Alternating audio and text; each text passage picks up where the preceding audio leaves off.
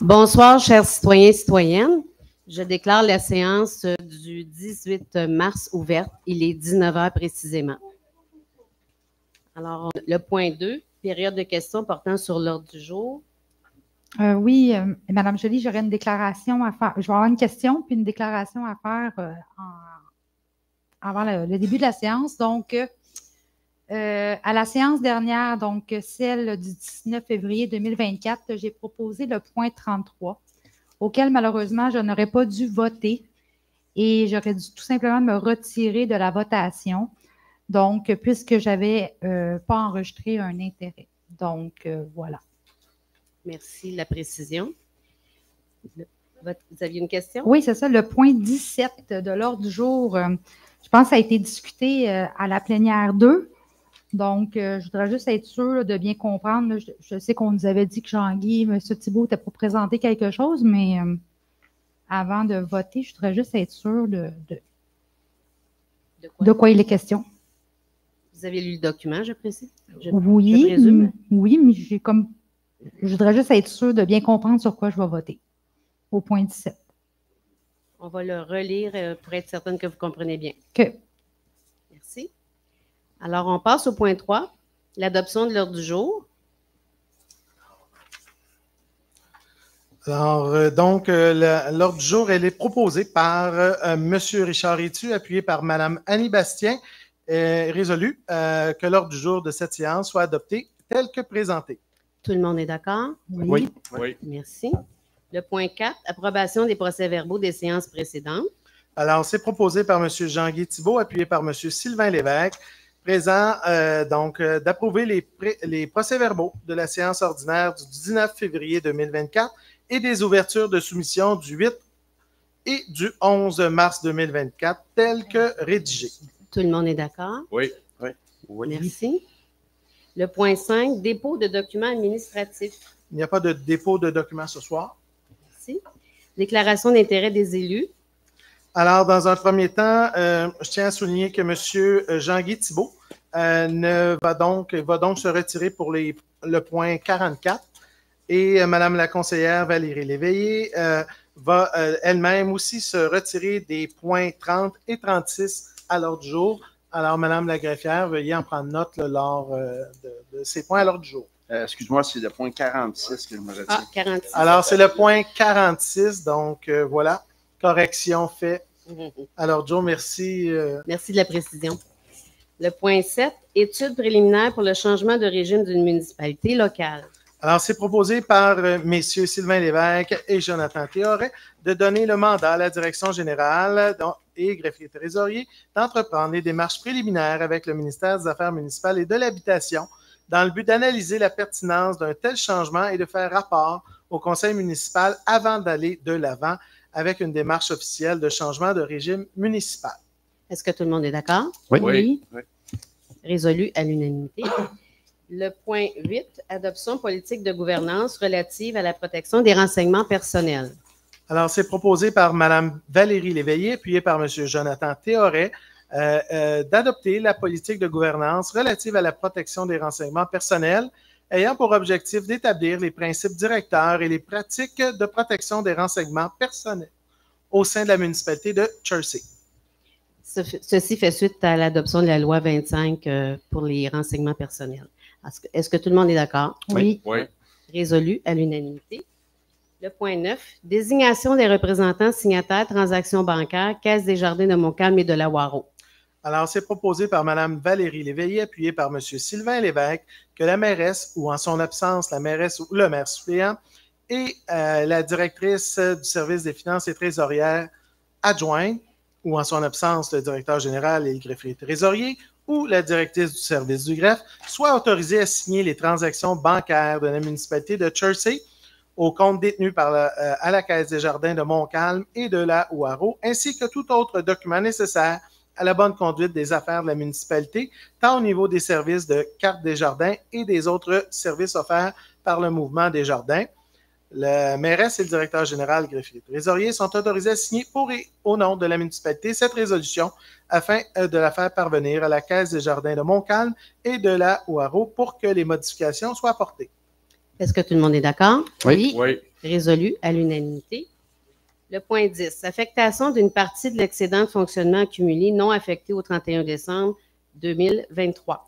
Alors, c'est proposé par M. Richard Etu, appuyé par Mme Annie Bastien, qu'une partie de l'excédent de fonctionnement accumulé non affecté au 31 décembre 2023 au montant de 9 200 $ soit affectée au Fonds général de la municipalité au poste affectation de l'excédent de fonctionnement non affecté. Est-ce que tout le monde est d'accord? Oui. Oui. Résolu à l'unanimité. Le point 11, reddition de compte, programme d'aide à la voirie locale, PAVL, volet redressement chemin de l'église. Alors, c'est proposé par M. Sylvain Lévesque, appuyé par M. Jean-Guy Thibault, que le Conseil de la municipalité de Jersey autorise la présentation de la reddition de compte des travaux admissibles selon les modalités d'application en vigueur et reconnaît qu'en cas de non-respect de celle-ci, l'aide financière sera résiliée. Est-ce que tout le monde est d'accord? Oui. Résolu à l'unanimité. Le point 12, reddition de compte, programme d'aide à la voirie locale, PAVL, RIRL, volet redressement Montcalm, les chemins Montcalm, Rochon, Castor et chemin du lac Paris. Alors, c'est proposé par M. Sylvain Lévesque, appuyé par M. Jean-Guy Thibault, que le Conseil de la municipalité de Jersey autorise la présentation de la reddition de compte des travaux admissibles selon les modalités d'application en vigueur et reconnaît qu'en cas de non-respect de celle-ci, l'aide financière sera résiliée. Est-ce que tout le monde est d'accord? Oui. Résolu à l'unanimité. Le point 13, reddition de compte, programme d'aide à la voirie locale, PAVL, AIRRL, ce sont tous des acronymes, volet accélération chemin de Grande-Vallée, 8e rue et chemin Lafont. Alors, c'est proposé à nouveau par M. Sylvain Lévesque, appuyé par M. Jean-Guy Thibault, que le Conseil de la municipalité de Jersey autorise la présentation de la reddition de compte des travaux admissibles selon les modalités d'application en vigueur et reconnaît qu'en cas de non-respect de celle-ci, l'aide financière sera résiliée. Est-ce que tout le monde est d'accord? Oui. Résolu à l'unanimité. Le point 14, la TECQ 2019-2023, le quatrième amendement au tableau de remboursement et remplacement de la résolution 2023-029. Alors, c'est proposé par M. Sylvain Lévesque, appuyé par M. Jean-Guy Thibault, et résolu que, d'abord, la municipalité demande au ministère des Affaires municipales et de l'Habitation de voir à la possibilité de transférer des travaux dans la priorité 4 du programme afin de bénéficier du plein montant de la subvention disponible telle que présentée à la programmation de travaux numéro 4 ci-jointe. Que la municipalité s'engage à respecter les modalités du guide qui s'applique à elle.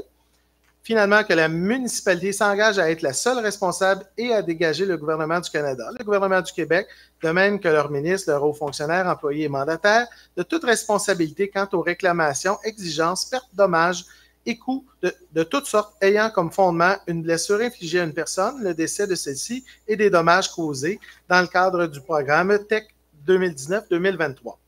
Enfin, la municipalité approuve le contenu et autorise l'envoi au ministère des Affaires municipales et de l'Habitation de la programmation des travaux numéro 4 ci-jointe et de tous les autres documents exigés par le ministère en vue de recevoir la contribution gouvernementale qui lui a été confirmée dans une lettre de la ministre des Affaires municipales et de l'Habitation.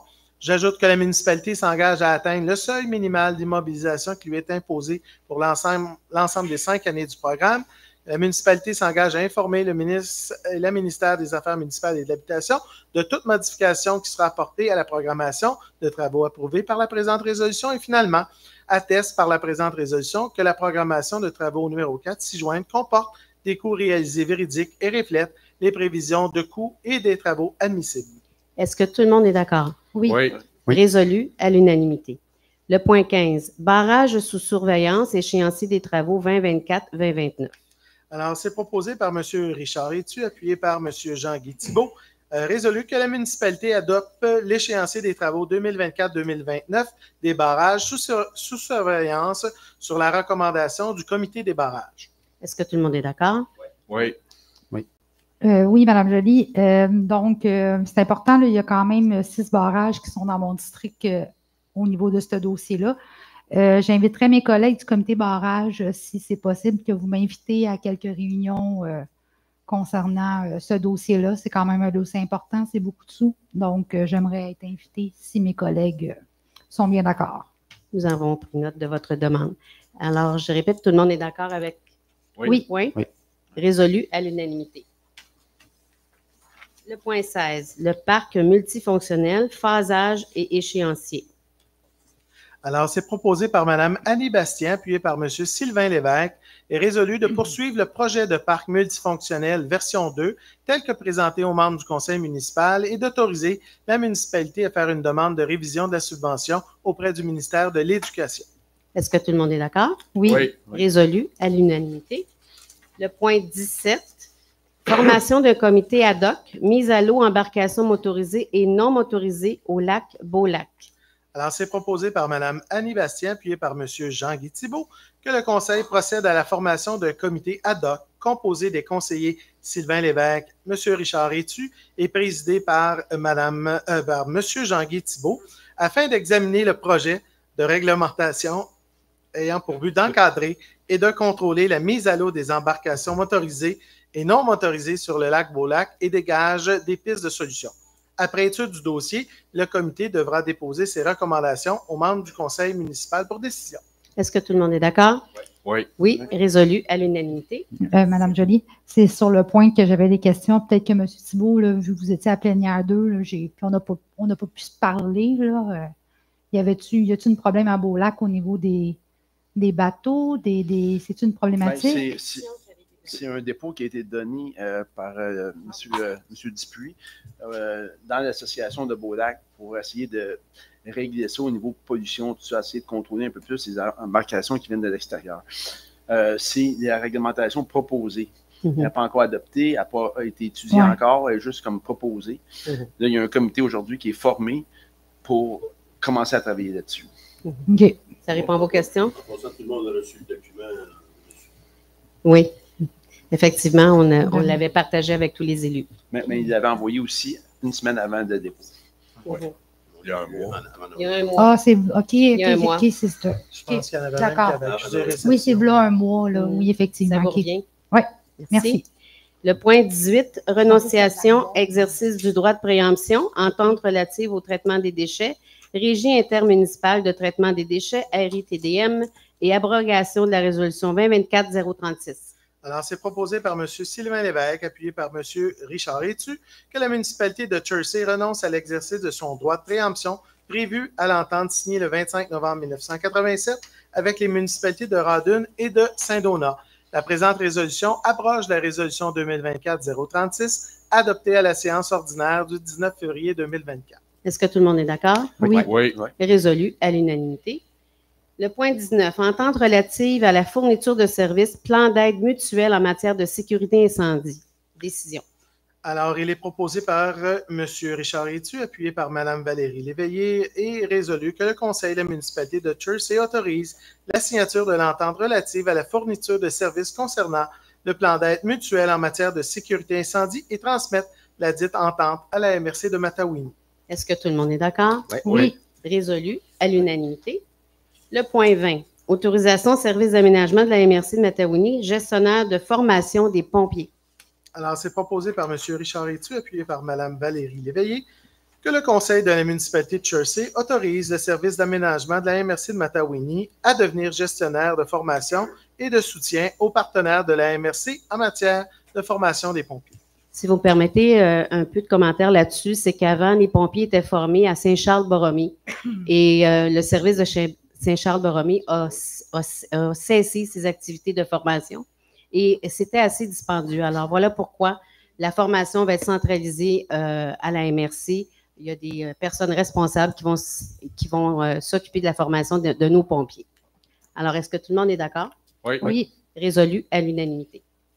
Le point 21, augmentation du taux horaire des salariés étudiants non assujettis à la convention collective et abrogation de la résolution 2023-112. Alors, c'est proposé par Mme Annie Bastien, appuyé par Mme Valérie Léveillé, et résolu que la municipalité augmente son taux horaire à 16,25 $ et ce à compter du 1er mai 2024 pour les employés étudiants du service des loisirs et de la culture, ainsi que pour ceux du service des travaux publics. Pour les employés stagiaires du service de l'urbanisme et de l'environnement, le taux horaire est de 20 $. La présente résolution abroge et remplace la résolution 2023-112 adoptée à la séance ordinaire du 20 mars 2023. Tout le monde est d'accord? Oui. Oui. Résolu à l'unanimité. Le point 22, embauche de Mme Marie-Josée Valois, chef de service du capital humain. Alors, c'est proposé par M. Jonathan Théoret, appuyé par M. Richard Rétu, de procéder à l'embauche de Mme Marie-Josée Valois à titre de chef du service du capital humain de la municipalité de Chertsey, selon les termes et conditions stipulés au contrat à intervenir entre les parties, lesquels conviennent d'une période d'essai de 6 mois comptée de la date d'entrée en fonction de Mme Valois, qui est le 8 avril 2024. Au terme de la période d'essai, le directeur général et greffier trésorier procédera à l'évaluation des résultats. La mairesse et le directeur général et greffier autorisés sont autorisés à signer le contrat de travail pour et au nom de la municipalité. Est-ce que tout le monde est d'accord? Oui. Résolu à l'unanimité. Et on lui souhaite la bienvenue. Pardon? Et on lui souhaite la Oui. bienvenue. Et on lui souhaite la bienvenue, effectivement. Le point 23, embauche de Mme Jennifer Fournier, employée temporaire, agente de bureau, service des finances. Alors, c'est proposé par M. Richard Étu, appuyé par M. Sylvain Lévesque, de procéder à l'embauche de Mme Jennifer Fournier au poste d'agente de bureau pour le service des finances avec le statut d'employé temporaire, donc période entre 3 et 6 mois, sujet aux dispositions de l'article 4.04 de la Convention collective de travail en vigueur. La date d'entrée en fonction est le 20 mars 2024. Est-ce que tout le monde est d'accord? Oui. Résolu à l'unanimité. Le point 24, embauche à entériner de Mme Élisabeth Poisson, employée à l'essai, agente de bureau, service des finances. Alors, c'est proposé à nouveau par M. Richard Étu, appuyé par M. Sylvain Lévesque, d'entériner l'embauche de Mme Élisabeth Poisson au poste d'agente de bureau pour le service des finances avec le statut d'employé à l'essai, sujet aux dispositions 4.02 de la Convention collective de travail en vigueur. Au terme de la période d'essai de 90 jours, celle-ci obtiendra, le cas échéant, le statut d'employé régulier, sujet aux dispositions des articles 10.01 et 10.02 de la Convention collective en vigueur. La date d'entrée en fonction est le 11 mars 2024. Est-ce que tout le monde est d'accord? Oui. Résolu à l'unanimité. Le point 25, embauche d'un étudiant, agent de sensibilisation en environnement, période estivale 2024, service urbanisme et environnement. Alors, c'est proposé par M. Jonathan Théoret, appuyé par Mme Annie Bastien, que la municipalité procède à l'embauche d'un étudiant pour le service de l'urbanisme et de l'environnement pour la période estivale 2024 selon l'horaire établi. Cet étudiant sera affecté comme agent de sensibilisation à l'environnement. Le taux horaire applicable est fixé à 20 $. Est-ce que tout le monde est d'accord? Oui. J'ai une proposition, Mme Joly. Ce que moi, j'avais compris dans les documents de plénière 1, c'est qu'on avait 2 étudiants. Donc, je ferai une proposition d'amendement à ce qu'on ait les 2 étudiantes proposées, telles que proposées par nos directeurs. Est-ce que quelqu'un appuie la demande de Mme Léveillé? Moi, j'appuie définitivement. Non. En partant, on en avait une de moins. 2 de moins, dans le fond. On a déjà accepté une, à ma connaissance. Fait que c'est déjà pas pire. Ben, c'est parce que nous, dans notre plénière, il y en avait 2. Là, je comprends que vous autres... Non, il y en avait une. Non, il y en avait 2. C'était deux étudiantes. Oui. Oui. Ben, en fait, Oui. Ça a été discuté par la suite, mais oui. Ben, c'est ça ce que je dis, c'est que dans le fond, dans la plénière 2, vous avez décidé d'en prendre juste une au lieu d'en prendre les 2. Effectivement. OK. Ben, ma question, peut-être que je peux emmener à mes collègues, est-ce que une seule étudiante ou un seul étudiant autour des lacs, ça va être efficace? Ben, en fait, elle sera accompagnée par notre biologiste, Mme Émilie Labonté David. Alors, la décision a été prise, Mme Léveillé, et je pense que c'est à la majorité. Ben, j'apporte ma proposition, fait qu'on peut voter sur ma proposition, puis après ça, on reviendra à un. On va voter sur votre proposition. Est-ce que vous êtes d'accord? Ben, en partant, comme je disais. Oui ou non? Est-ce que vous êtes d'accord avec la proposition? Non, d'accord. Oui, il peut dire, Merci. il peut parler. Non. Oui. Oui. Non. Dans ce moment-là, c'est refusé. Alors là, On vote sur l'embauche d'une étudiante. Est-ce que tout le monde est d'accord avec l'embauche d'une étudiante à Oui. l'environnement? Oui. Oui. Alors, c'est résolu à l'unanimité. Le point 26, mandat à l'Union des municipalités du Québec, achat de sel de déglaçage des chaussées. Et oui, même si on arrive au printemps, il faut penser à l'hiver prochain. Alors, c'est l'achat de sel de chlorure de sodium, adhésion saison 2024-2025.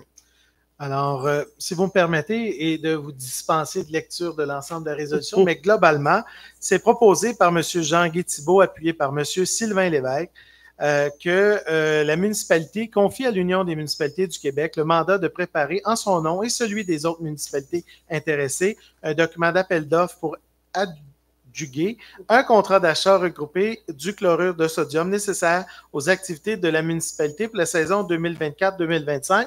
Alors, vous êtes réputé avoir pris connaissance de l'ensemble de la résolution, dont les citoyens ce soir viennent d'avoir l'essentiel dans ce paragraphe.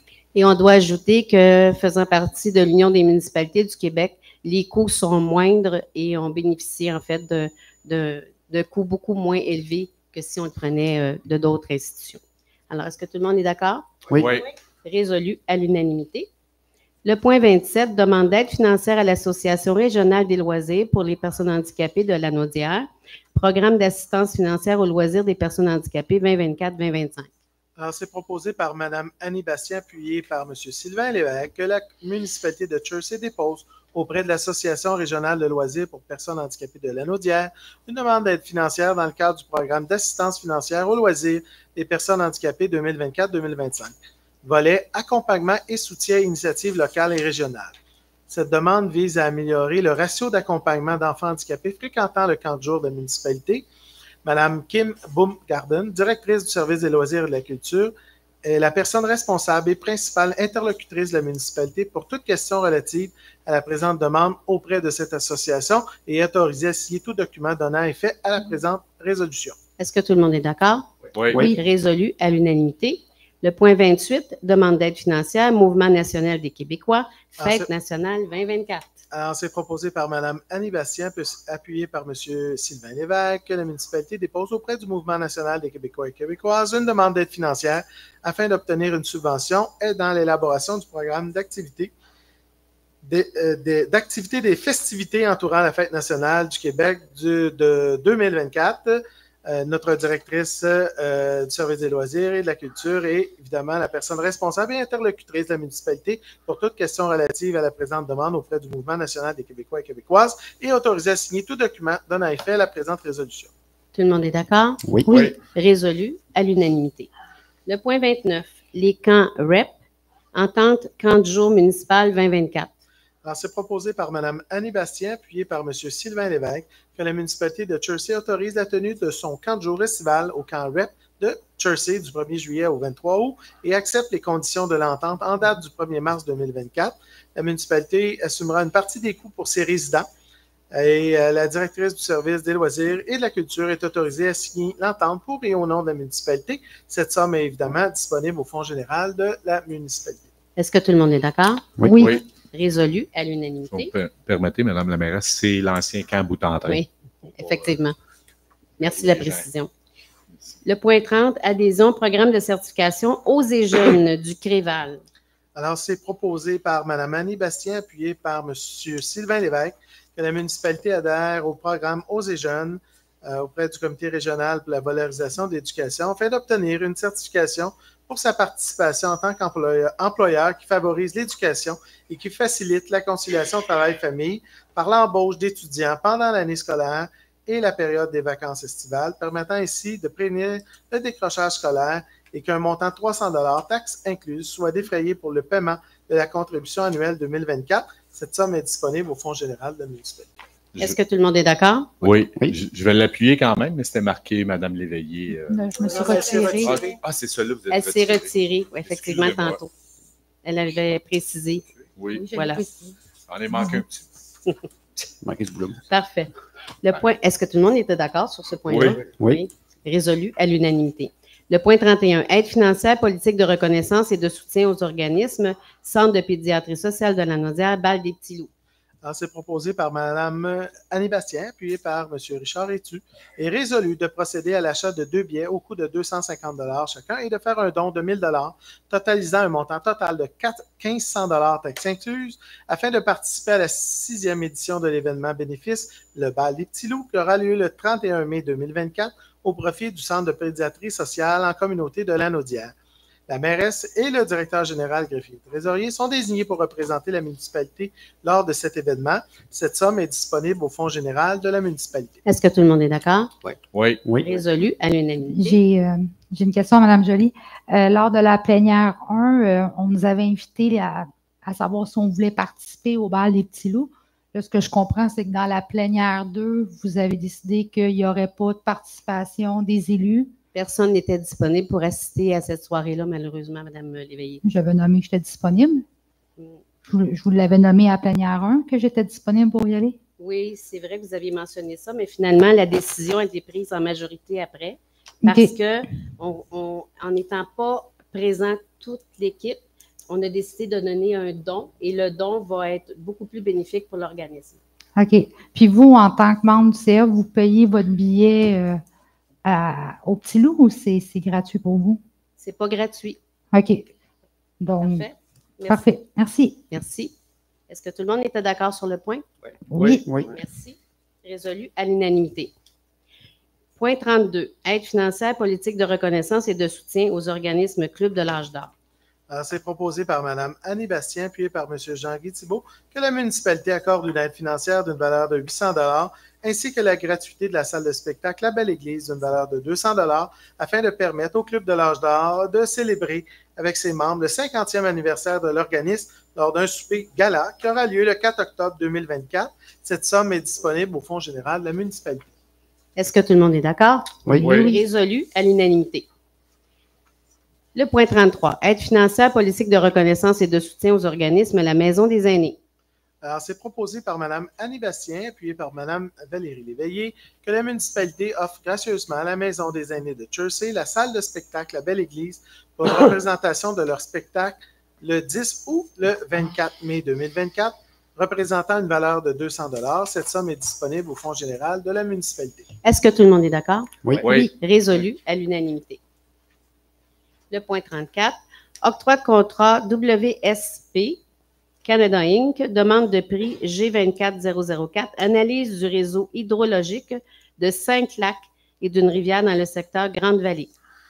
Alors, c'est proposé par Mme Valérie Léveillé, appuyé par M. Jonathan Théoret, d'octroyer aux conditions prévues dans les documents de la demande de prix G24-004 le contrat pour l'analyse du réseau hydrologique de 5 lacs et d'une rivière dans le secteur Grande-Vallée à l'entreprise WSP Canada Inc., plus bas soumissionnaire conforme, sur la base des prix forfaitaires indiqués au formulaire de la demande de prix, qui est d'un montant de 17 821 et 13 sous, taxes incluses. Les documents de l'appel d'offres, le bordereau de soumission de l'entrepreneur et la résolution du conseil tiennent lieu de contrat entre les parties, lesquelles s'engagent à respecter intégralement toutes les exigences du devis. Cette somme est disponible au Fonds général de la municipalité au poste taxes à l'environnement. Est-ce que tout le monde est d'accord? Oui. Résolu à l'unanimité. Est-ce que je peux prendre le temps, 2 minutes, de l'expliquer dans le secteur Grande-Vallée ou? Vous pourrez l'expliquer par la suite. OK. Dans votre 5 minutes. Je vais faire ça vite dans mon 5 minutes. Le point 35. Octroi de contrat Brand Tractor, appel d'offres public AP24003, achat d'une niveleuse neuve, année 2023 ou plus récente, service des travaux publics. À la suite de l'ouverture de soumission du 11 mars 2024 dans le cadre de l'appel d'offres public AP24-003, il est proposé par M. Jean-Guy Thibault, appuyé par Sylvain Lévesque, d'octroyer aux conditions prévues dans les documents d'appel d'offres le contrat pour l'acquisition d'une niveleuse neuve année 2023 ou plus récente pour le service des travaux publics à l'entreprise Brand Tractor Limité, laquelle a déposé la seule soumission conforme sur la base des prix forfaitaires indiqués au formulaire de soumission pour un montant de 844 967 et 70, taxes incluses. Est-ce que tout le monde est d'accord? Oui. Je dois continuer, je n'avais pas terminé. Je sais que vous êtes tous d'accord, mais je ne vais pas terminer en disant que les documents d'appel d'offres, le bordereau de soumission de l'entrepreneur et la résolution du conseil tiennent lieu de contrat entre les parties, lesquelles s'engagent à respecter intégralement toutes les exigences du devis. L'octroi du contrat ainsi que la dépense inhérente sont conditionnels à l'approbation du règlement d'emprunt 700-2024 par le ministère des Affaires municipales et de l'Habitation. Et là, je pense que les gens peuvent En effet, c'était des points très importants à documenter. Et est-ce que tout le monde est d'accord? Est-ce que tout le monde est d'accord? Oui. Résolu à l'unanimité. Le point 36. Achat de mobilier urbain, mobilierpublic.com, Parc de la forêt nourricière, services d'urbanisme et environnement. Alors, c'est proposé par Mme Annie Bastien, appuyé par M. Jonathan Théoret, de procéder à l'achat de mobilier urbain pour le parc de la forêt nourricière, à savoir une table à pique-nique, un banc et une poubelle à 3 voies du fournisseur mobilierpublic.com et de défrayer à cet effet un montant de 6 865,32 incluant les taxes, livraison, base de béton et ancrage. Cette somme est disponible au Fonds général de la municipalité, au poste Fonds de parc, terrain de jeu et espace naturel. Est-ce que tout le monde est d'accord? Oui. Résolu à l'unanimité. Le point 37. Autorisation de paiement des comptes progressifs numéro 3. Monco Construction, appel d'offres AP 23004, travaux de mise aux normes de l'avenue des Chouettes. Alors, c'est proposé par M. Sylvain Lévesque, appuyé par M. Jean-Guy Thibault, d'autoriser le paiement à la compagnie Monco Construction d'un montant de 32 486,22 taxes incluses, incluant la libération de la retenue provisoire relativement aux travaux de mise aux normes de l'avenue des Chouettes dans le cadre de l'appel d'offres public AP 23004. Est-ce que tout le monde est d'accord? Oui. Résolu à l'unanimité. Madame la mairesse, si vous me permettez, tous ces montants-là, tous les frais qui ont été pour la rue des Chouettes ont tous été refacturés aux citoyens qui demeurent sur la rue des Chouettes. Effectivement, merci de la précision. Merci, madame. On passe au point 38, autorisation de paiement des comptes progressifs numéro 2, CHG, Groupe Conseil Appel d'offres 2022-026, Service professionnel document d'appel d'offres, estimation des coûts et surveillance des travaux pour la réhabilitation barrage au Lac-Jaune. Alors, c'est proposé par M. Richard Rétu, appuyé par M. Jean-Guy Thibault, d'autoriser le paiement à la firme CHG Groupe Conseil d'un montant de 22 612,86 taxes incluses relativement aux services professionnels, appel d'offres, estimation des coûts et surveillance des travaux en lien avec la réhabilitation des barrages du Lac-Jaune. Il y a 3 barrages, je ne nommerai pas les numéros, mais vous les connaissez, dans le cadre de l'appel d'offres public 2022-026. Est-ce que tout le monde est d'accord? Oui. Résolu à l'unanimité. Le point 39, autorisation de paiement des comptes progressifs numéro 1, SGD Foresterie, demande de prix G23019, service professionnel, document d'appel d'offres, estimation des coûts de surveillance des travaux, travaux d'agrandissement de la Sablière Grande-Jetée. Alors, c'est proposé par M. Sylvain Lévesque, appuyé par M. Jean-Guy Thibault, d'autoriser le paiement à la compagnie SGD Foresterie d'un montant de 8 306,95 taxes incluses relativement aux services professionnels, appel d'offres, estimation de coûts et surveillance des travaux en lien avec les travaux d'agrandissement de la Sablière Grande-Jetée, marquage forestier et déboisement dans le cadre de la demande de prix G23019. Est-ce que tout le monde est d'accord? Oui.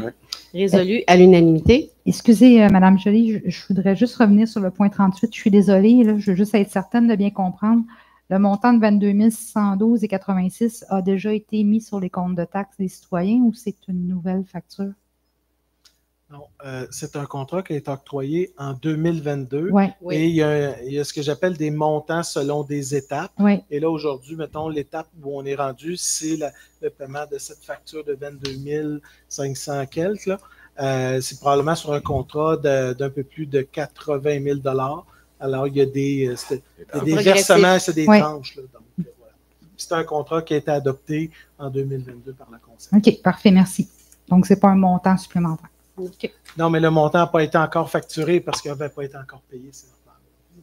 OK, donc c'est ça que je dis. Donc, les citoyens n'ont pas encore été facturés pour le montant qui est là. Effectivement, puisque nous ne l'avions pas donc facturé, pas payé ni payé à ce moment-là. OK. Ça, c'est dégressif dans le temps. Le point 40, autorisation de paiement et libération de retenue finale des comptes progressifs numéro 6, excavation Normand Majot incorporée, appel d'offres 2022-020, travaux de réfection du chemin d'église et du chemin du 7e lac. Alors, c'est proposé par M. Sylvain Lévesque, appuyé par Jean-Guy Thibault, d'autoriser le paiement à la compagnie Excavation Normand Majot, Inc., d'un montant de 50 012,68 $ pour le décompte progressif et d'un montant de 264 et d'un montant de 274 246,44 pour la libération de la retenue finale, totalisant un montant de 324 259,12, taxes incluses, relativement aux travaux de réfection du chemin de l'Église et du chemin du 7e lac dans le cadre de l'appel d'offres public 2022-020. Est-ce que tout le monde est d'accord? Oui. Oui. Oui. Résolu à l'unanimité. Le point 41, autorisation de paiement des comptes progressifs numéro 1. FNX Innove, analyse de la confection d'une station d'épuration des eaux usées avec étang aéré avenant au projet F 2011-68. Alors, c'est proposé par M. Sylvain Lévesque, appuyé par Jean-Guy Thibault, d'autoriser le paiement à la compagnie FNX Innove d'un montant de 18 396, taxes incluses, relativement à l'analyse de la confection d'une station d'épuration des eaux usées aux étangs aérés avenant du projet F 2001-168. Est-ce que tout le monde est d'accord? Oui. Oui. Résolu à l'unanimité.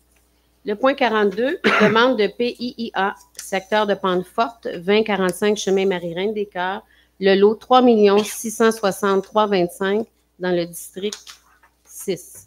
Alors, c'est proposé par M. Sylvain Lévesque, appuyé par M. Jean-Guy Thibault, que suite à la recommandation du comité consultatif d'urbanisme, le conseil municipal accepte la demande relative au plan d'implantation et d'intégration architecturale, secteur Pente Forte, pour le 2045 chemin Marie-Reine des Cœurs, lot 3 660 325, conditionnel à ce qu'une barrière à sédiments avec membrane géotextile soit exigée lors de la construction, que le règlement sur l'évacuation et les traitements des eaux usées des résidences isolées, chapitre Q2R2, R22, soit respecté et que l'ouvrage approprié permettant d'accueillir les eaux de ruissellement soit installé. Est-ce que tout le monde est d'accord? Oui. Oui. Oui. Résolu à l'unanimité. Le point 43, demande de PIIA, secteur de Pente Forte, rue des Chouettes, lot 5 183 980, district 5. Alors, c'est proposé par Mme Valérie Léveillé, appuyé par M. Jonathan Théoret, que suite à la recommandation du comité consultatif d'urbanisme, le conseil municipal accepte la demande relative au plan d'implantation et d'intégration architecturale, secteur Pente Forte, pour lot 5 183 990, situé sur l'avenue des Chouettes, conditionnel à ce qu'une barrière de sédiments avec membrane géotextile soit exigée lors de la construction, que l'ouvrage approprié permettant d'accueillir les eaux de ruissellement soit installé. Et donc, voilà la proposition. Est-ce que tout le monde est d'accord? Oui. Oui. Résolu à l'unanimité. Le point 44, c'est la période de questions, demande d'usage conditionnel. Est-ce qu'il y a des gens dans la salle qui ont des questions concernant ce point? Est-ce que je vois? Non, il n'y a aucune question. Alors, on passe au point 45. Demande d'usage conditionnel, résidence de tourisme au 103 rue Bernard, lot 5 109 739, district 3. Alors, c'est proposé par M. Richard Étu, appuyé par M. Sylvain Lévesque, et résolu que suite à la recommandation du comité consultatif d'urbanisme, le conseil municipal refuse la demande d'usage conditionnel pour le 103 rue Bernard, qui est le lot 5 109 739, concernant l'exploitation du bâtiment principal à titre de résidence de tourisme. Est-ce que tout le monde est d'accord? Oui. Oui. Résolu à l'unanimité. Le point 46, demande d'usage conditionnel, résidence de tourisme, 135 rue Bonheur, lot 3 661 585, district 1. Alors, c'est proposé par M. Sylvain Lévesque, appuyé par M. Richard Étu, que suite à la recommandation du comité consultatif d'urbanisme, le conseil municipal accepte la demande d'usage conditionnel pour le 135 rue Bonheur concernant l'exploitation du bâtiment principal à titre de résidence de tourisme conditionnel à ce que une indication pour le stationnement et des panonceaux résumant la réglementation municipale soient installés, que la cour avant accueille une zone tampon constituée d'éléments naturels denses de 5 mètres de profondeur, que le revêtement extérieur de la remise située en cour arrière soit modernisé, valorisé et agencé au bâtiment principal, qu'elle soit démolie ou qu'elle soit démolie, que les informations manquantes soient ajoutées au contrat de location, que l'ensemble des conditions soient réalisées avant l'émission du certificat d'autorisation. Le conseiller, M. Jean-Guy Thibault, se retire du vote, tel que mentionné au point 6 du procès verbal. Est-ce que les autres conseillers sont d'accord? Oui. On n'avait pas eu de plainte, Mme Joly. On n'a pas Non. reçu. Aucun courriel, aucune plainte. OK. Alors, c'est résolu à la majorité. Pas à À l'unanimité, parce que monsieur se retire, effectivement. La majorité. Non, parce qu'il s'est retiré du point. Parce que- Point 47, avis de motion, règlement sur la tenue des séances du conseil municipal. Alors, l'avis de motion est donné en conformité avec l'article 445 du Code municipal du Québec par M. Jonathan Théoret, à l'effet qu'il soit adopté à une séance subséquente du Conseil un règlement sur la tenue des séances du Conseil municipal et remplaçant le règlement actuel 453-2013. Très content de donner cet avis de motion. Merci. Le point 48, projet de règlement sur la tenue des séances du conseil municipal et en remplacement du règlement 453-2013.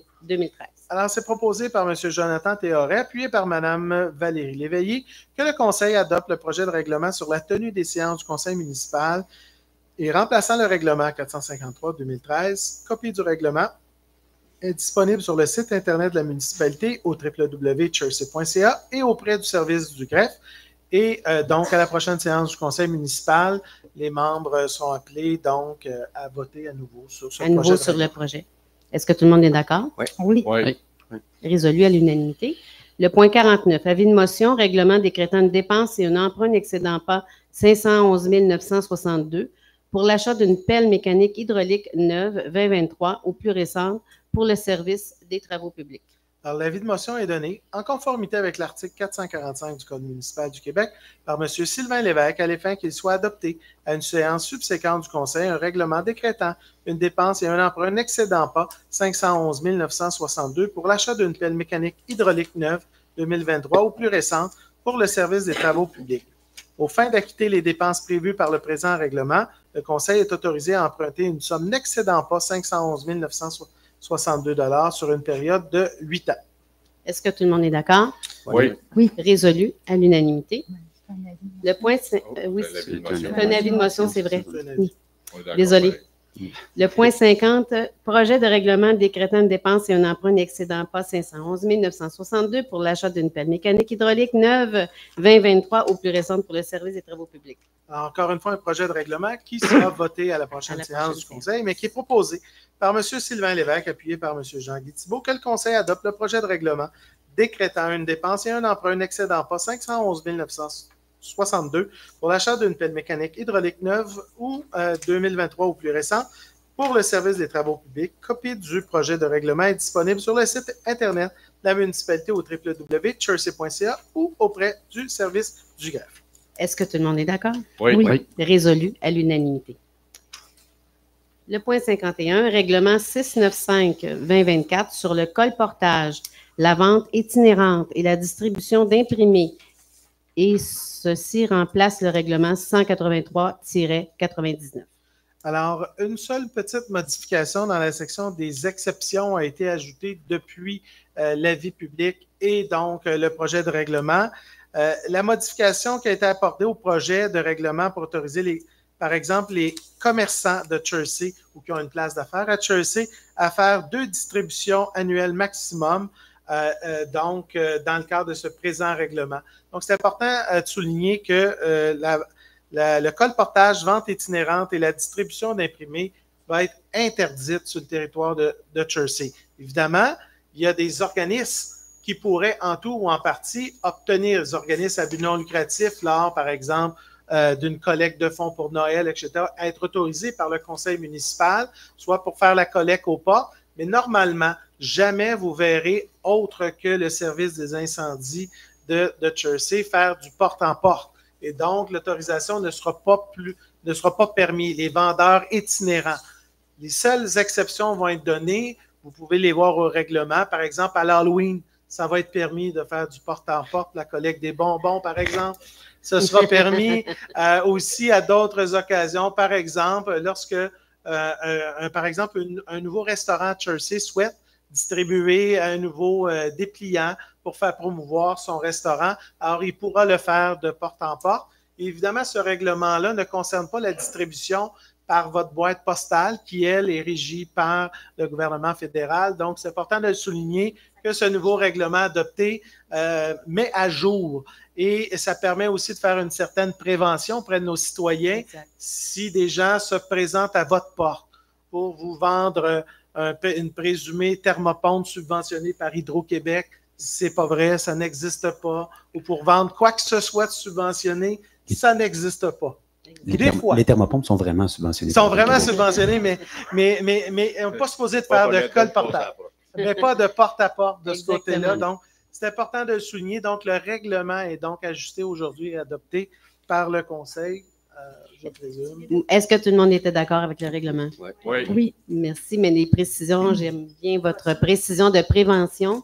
Mais je n'ai pas lu le lait proposé dans toutes ces explications. C'était proposé par Richard Étu, appuyé par Jean-Guy Thibault, que le Conseil adopte le règlement 695-2024 intitulé « Règlement sur le colportage, la vente itinérante et la distribution d'imprimés » en remplaçant le règlement 183-99. Copie du règlement est disponible sur le site Internet et auprès du service du greffe. Alors, est-ce que tout le monde est d'accord? Oui. Résolu à l'unanimité. Mais en fait, c'est une bonne chose parce que vous savez qu'il y a de plus en plus de fraudes qui existent. Donc, c'est en prévention et dans un motif de sécurité aussi qu'on met sur pied ce règlement. Il existait déjà, mais on l'a bonifié, le règlement, pour la prévention et la sécurité de nos citoyens. Le point 52, règlement 696-2024, amendant le règlement 670-2023, établissement un programme d'aide financière pour l'achat de produits hygiéniques réutilisables. Alors, c'est proposé par Mme Valérie Léveillé, appuyé par M. Jonathan Théoret, que le Conseil adopte le règlement 696-2024, intitulé « Règlement amendant le règlement 670-2023, établissant un programme d'aide financière pour l'achat de produits hygiéniques réutilisables ». Copie du règlement est disponible sur le site Internet de la municipalité et auprès du service du greffe. Est-ce que tout le monde est d'accord? Oui. Résolu à l'unanimité. Si vous me permettez, Mme la mairesse, c'est un règlement que nous avions déjà, mais qui a été bonifié. Oui, effectivement. Avec un budget un petit peu plus élevé. D'ailleurs, nous avons été agréablement surpris de constater que ça a aidé beaucoup de citoyens qui en ont fait la demande. 21. Oui. Le point 53, règlement 697-2024, amendant l'article 11 du règlement 690-2023, décrétant l'imposition des taxes et compensations pour l'exercice financier 2024. Alors, il est proposé par M. Richard Étu, appuyé par M. Sylvain Lévesque, que le Conseil adopte le règlement 697-2024 intitulé « Règlement amendant l'article 11 du règlement 690-2023, décrétant l'imposition des taxes et compensations pour l'exercice financier 2024. » Copie du règlement est disponible sur le site Internet de la municipalité et auprès du service du greffe. Est-ce que tout le monde est d'accord? Oui. Résolu à l'unanimité. Le point 54, règlement 698-2024, amendant le règlement administratif 622-2021, afin d'apporter des correctifs d'indexation. Alors, il est proposé par M. Richard Étu, appuyé par Mme Annie Bastien, et résolu que le Conseil adopte le règlement 698-2024, intitulé « Règlement amendant le règlement administratif 622-2021, afin d'apporter des correctifs d'indexation. » Copie du règlement est disponible sur le site Internet de la municipalité au www.chersey.ca et auprès du service du greffe. Alors, pour les gens, juste vous dire que c'est toute l'indexation par exemple, des permis au service de l'urbanisme. Alors, plutôt que de faire des augmentations aux quelques années, l'ensemble de ces coûts ont été indexés à 3,6 et que ça va être applicable là, dès l'adoption de ce règlement. Parfait. Est-ce que tout le monde est d'accord? Oui. Résolu à l'unanimité. Le point 55, règlement 699-2024, décrétant une dépense et un emprunt n'excédant pas 798 667 pour l'acquisition des immeubles portant les numéros de lot 3 900 771 et 3 900 637 pour la construction de la future caserne de pompiers et autres besoins municipaux futurs. Alors, c'est proposé par M. Sylvain Lévesque, appuyé par Mme Annie Bastien, que le Conseil adopte le règlement 699-2024 intitulé « Règlement décrétant une dépense et un emprunt n'excédant pas 798 667 pour l'acquisition des immeubles portant les numéros de lot 3 900 771 et 3 900 637 pour la construction de la future caserne de pompiers et autres besoins municipaux. » Copie du règlement est disponible sur le site Internet de la municipalité et auprès du service du greffe. Est-ce que tout le monde est d'accord? Oui. Résolu à l'unanimité. Le point 56, règlement 700-2024, décrétant une dépense et un emprunt excédent poste 852 208 pour l'achat d'une niveleuse 2023 neuve ou plus récente avec aile de côté pour le service des travaux publics. Alors, c'est proposé par M. Jean-Guy Thibault, appuyé par M. Sylvain Lévesque, que le Conseil adopte le règlement 700-2024, intitulé Règlement décrétant une dépense et un emprunt excédent pas 852 208 pour l'achat d'une niveleuse neuve 2023 ou plus récente avec aile de côté pour le service des travaux publics. Copie du règlement est disponible sur le site Internet de la municipalité et auprès du service du greffe. Est-ce que tout le monde est d'accord? Oui. Oui. Résolu à l'unanimité. Le point 57, c'est un dépôt de rapport d'activité parti politique autorisé. Alors, le directeur général greffier trésorier dépose au conseil municipal le rapport d'activité financière annuel des partis politiques autorisés et candidats indépendants pour le scrutin du 7 novembre 2021. Merci. Le point 58, adoption des comptes fournisseurs. Alors, c'est proposé par Mme Annie Bastien, puis par M. Richard Rétu, d'autoriser les débourser effectués pour le mois de février 2024 au montant de 1 515 678,43, tel que déposé par le directeur général et greffier trésorier, dont la liste est incluse en annexe du procès-verbal pour en faire partie intégrante. Ces déboursés concernent les comptes fournisseurs, chèques de salaire et les paiements via Internet pour le mois courant. Le Conseil accepte la liste des comptes à payer au 29 février 2024 au montant de 372 659,10 et en autorise le paiement. Conformément aux dispositions de l'article 5 du règlement 605-2021, le Conseil a pris connaissance de la liste des dépenses effectuées et autorise le directeur général et les directeurs de service dans le cadre de leur pouvoir de délégation. Est-ce que tout le monde est d'accord? Oui. Résolu à l'unanimité. Le point 59, c'est un dépôt d'état des activités financières. Alors, comme directeur général greffier trésorier, je dépose donc au conseil municipal l'état des activités financières pour la période du 1er au 29 février 2024. Parfait. Alors, le point 60, rectification budgétaire. Alors, c'est proposé par Mme Annie Bastien, appuyé par M. Richard Rétu, et résolu d'accepter les rectifications budgétaires totalisant la somme de 286 195, telles que montrées au tableau du 8 mars 2024, préparé par Mme Linda Paquette, directrice du service des finances et inclus en annexe du présent procès-verbal. Est-ce que tout le monde est d'accord? Oui. Résolu à l'unanimité. On passe au point 61. La mairesse vous informe.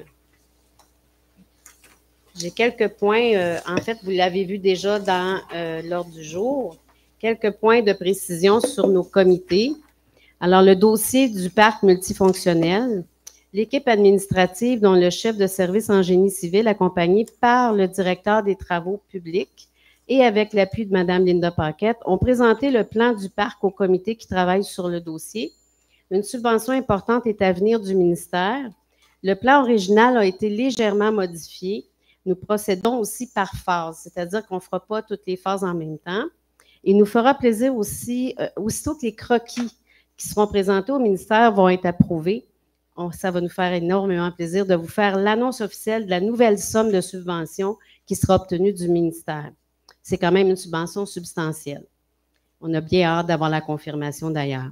Un tableau pour échéancier réaliste a été élaboré et le comité impliqué se réunira régulièrement afin d'assurer un suivi dans ce dossier important pour notre communauté. Les élus seront informés de l'avancement du dossier du parc au fur et à mesure que le dossier va avancer. L'autre point, encore concernant nos projets, le chef de service en génie civil et le directeur des travaux publics encore ont réuni le comité barrage afin de présenter un tableau de mise à jour de nos 9 barrages municipaux à forte contenance qui sont sous surveillance actuellement. Le tableau servira de guide et de suivi d'avancement des différentes étapes et des opérations nécessaires auprès des différents intervenants dans le dossier, par exemple, les ingénieurs, les différents ministères, le service des travaux publics. En fait, on fait affaire avec plusieurs ministères et c'est important d'avoir un suivi sur ce dossier-là important. C'est un outil indispensable afin de bien encadrer et c'est important pour la municipalité, vous le savez très bien. On est la municipalité qui a le plus de barrages dans la province de Québec. Maintenant, un petit point sur nos routes et nos chemins. Mère Nature ne nous a pas gâtés dernièrement. On fait face à un printemps hâtif, fonte rapide des neiges, de la pluie, par la suite, ça a gelé, de la glace, ce qui fait en sorte que nos routes sont pas mal impactées. Notre service des travaux publics est conscient des problématiques liées aux intempéries que Dame Nature nous a envoyées. Évidemment, les chemins en gravier nécessitent certains travaux, on en est bien conscient. Cependant, il va falloir attendre que la température soit plus clémente afin qu'on puisse procéder à certains travaux.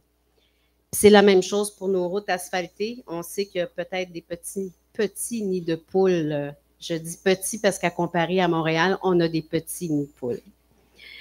Alors, concernant nos loisirs, on a beaucoup d'activités de printemps qui débutent au printemps. C'est sûr, le printemps nous amène à avoir un petit peu plus d'énergie. Alors, il y a un nouveau projet qui s'appelle CAO.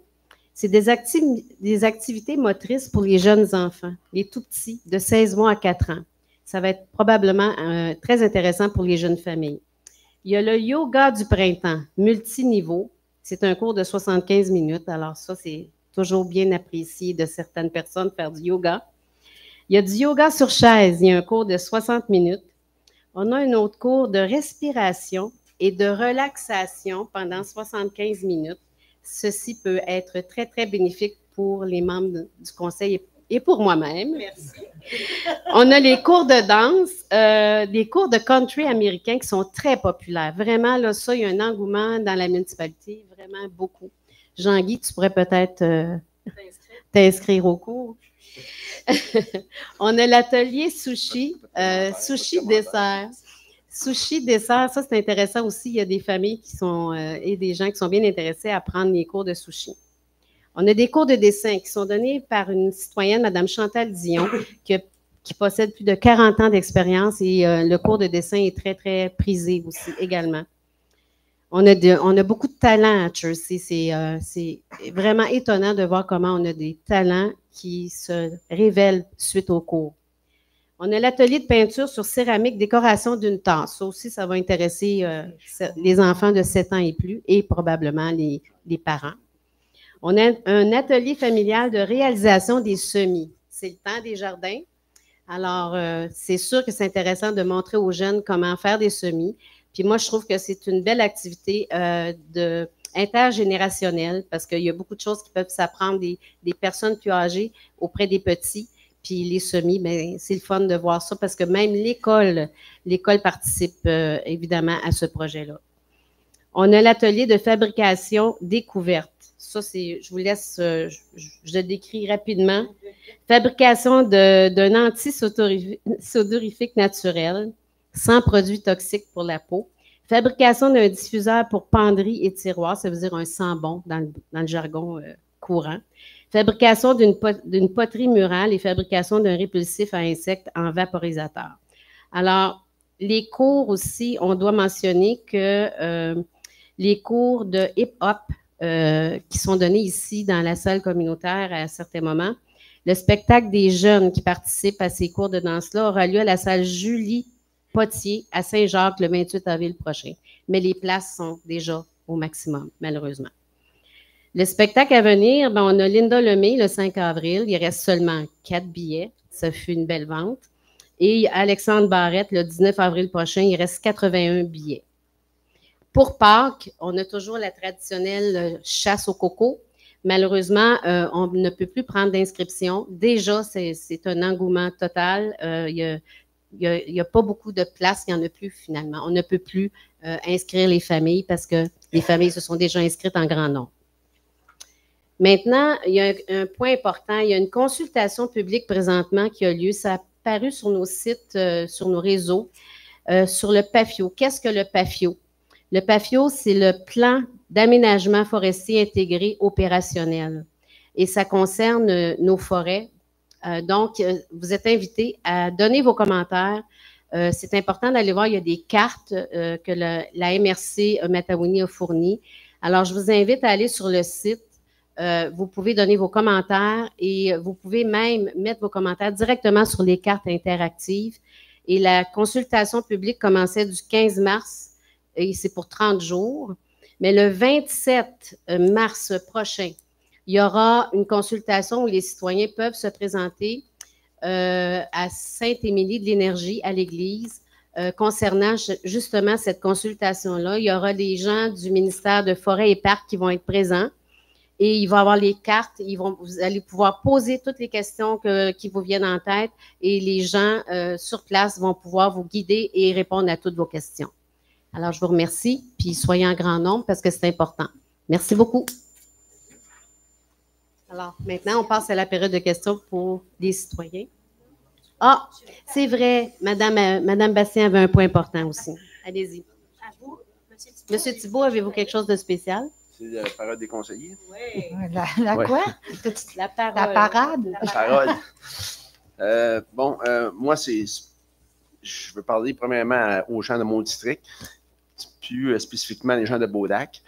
Il y a une réglementation qui a été proposée par des citoyens, par un comité d'association. Et puis, j'aimerais ça que tout le monde de Beaulac en prenne connaissance. Je l'ai dit la dernière fois, c'est important que cette information arrive à moi ou non à l'association, qu'on essaye de faire ça comme du monde. C'est-à-dire que de plus de personnes satisfaites de ce règlement-là possible. Donc, appelez-moi, appelez l'association, parlez avec si vous avez des problèmes avec le règlement. Il est disponible un peu partout. Pour ce qui est des autres districts, des autres secteurs de mon district, ben, je watch vos intérêts, tout va bien. Il n'y a aucun problème avec le reste. Watch. C'est en bon français. En bon français. Vous avez les yeux sur vous. Ouais. Et oui, la langue française. J'ai été comme anglaise. C'est vrai. C'est vrai. Alors, à mon tour, vendredi dernier, s'est tenue la journée de réseautage Sadam, se nourrir en Matawini. Moi-même, ainsi que 2 citoyens. Il y avait Raymond Poitras ainsi qu'Alexandre Riopel. On était, dans le fond, des panélistes. On s'est fait poser des questions. On a présenté le règlement sur les fermettes. Ce fut bien accueilli par les gens. Puis, je vous dirais que ça bouge beaucoup à Chersey. Puis, on était vraiment regardés, les gens qui étaient là à travers la Matawini. Ils nous ont posé beaucoup de questions pour savoir là, comment on a procédé. Ce fut une réussite. Merci à eux. Ils ne sont pas là ce soir, mais ils savent déjà. Là, je leur dis un gros merci pour leur implication. Ensuite, le comité de Baldonné s'est réuni la semaine dernière aussi. Donc, on a revu les règlements pour satisfaire les joueurs. Ça sent le printemps, puis on a besoin d'un arbitre si jamais ça vous intéresse. Là, ou, signifiez votre intérêt auprès du service des loisirs, s'il vous plaît. Ça nous prend un arbitre. Même s'il ne connaît pas ça. On va vous prendre M. Gauthier. En plus, il est rémunéré. Oui, effectivement. Effectivement. De vrai? Oui, pour de vrai.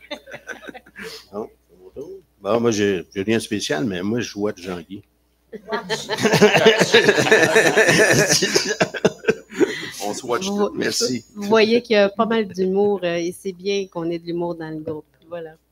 Un peu caméra. Ouais. Vous avez remarqué, je vais juste dire un petit mot, on a des nouveaux petits boutons, puis on a blagué là-dessus. On a dit que peut-être que, on ne sait jamais, il y a peut-être un micro dedans. Jonathan.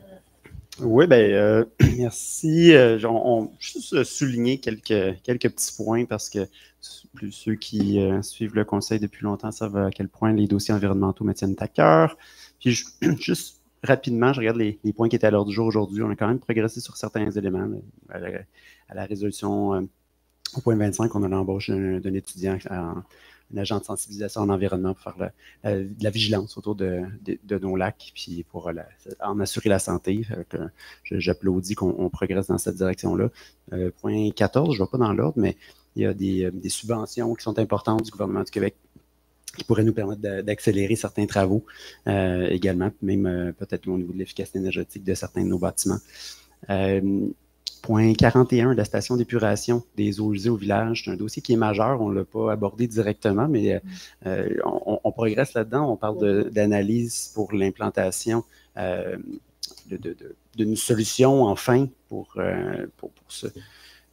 bien traiter les eaux usées du village et permettre le développement ensuite, parce que c'est un critère absolument nécessaire.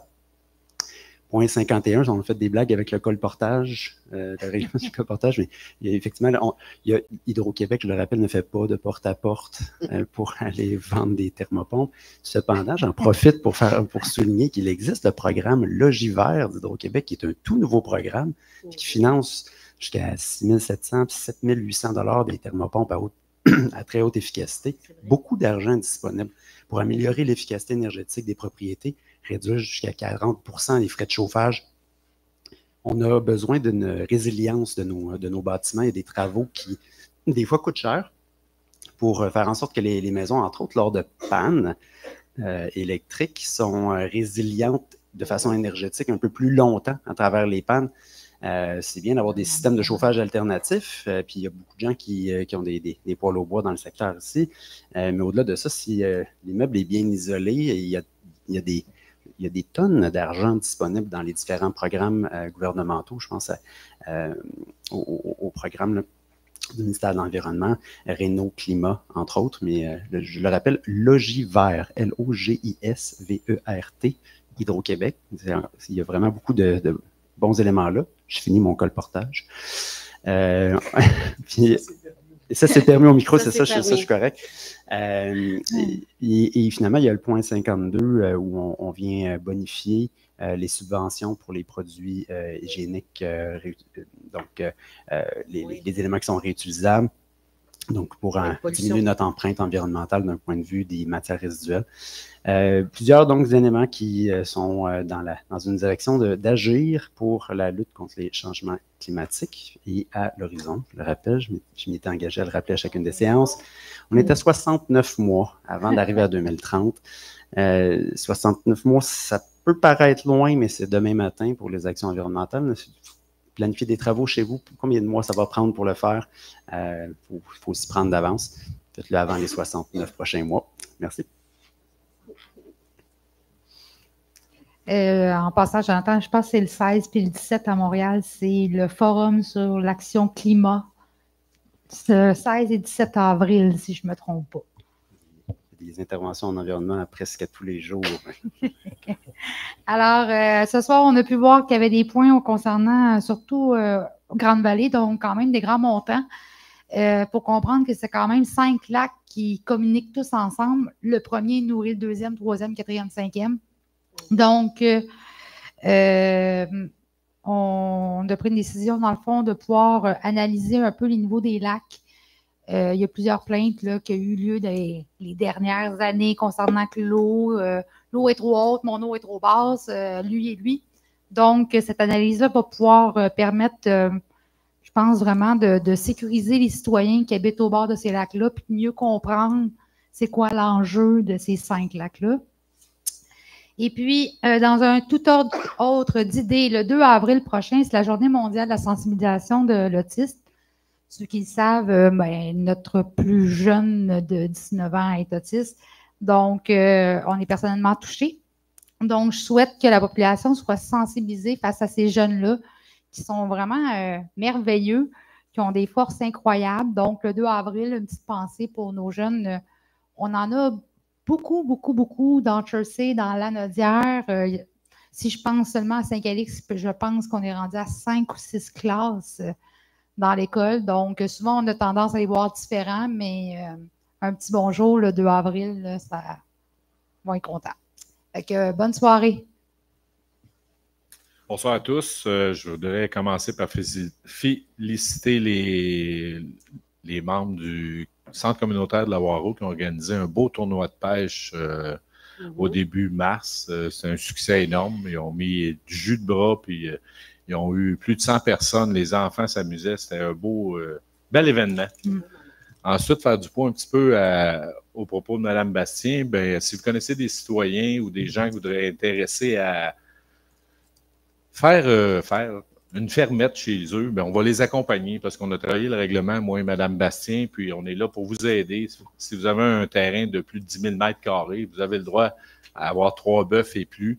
Alors, on va vous aider à obtenir tout ce que vous avez besoin. Puis on a déjà des membres très impliqués, M. Riopel et M. Poitras, qui vont venir vous aider avec nous autres. Et Mme Émilie, je n'ai pas son nom de famille. Alors, c'est un but, c'est de tenir l'autonomie alimentaire, puis de manger de la bonne viande. Puis, on est là pour vous aider. Gênez-vous pas.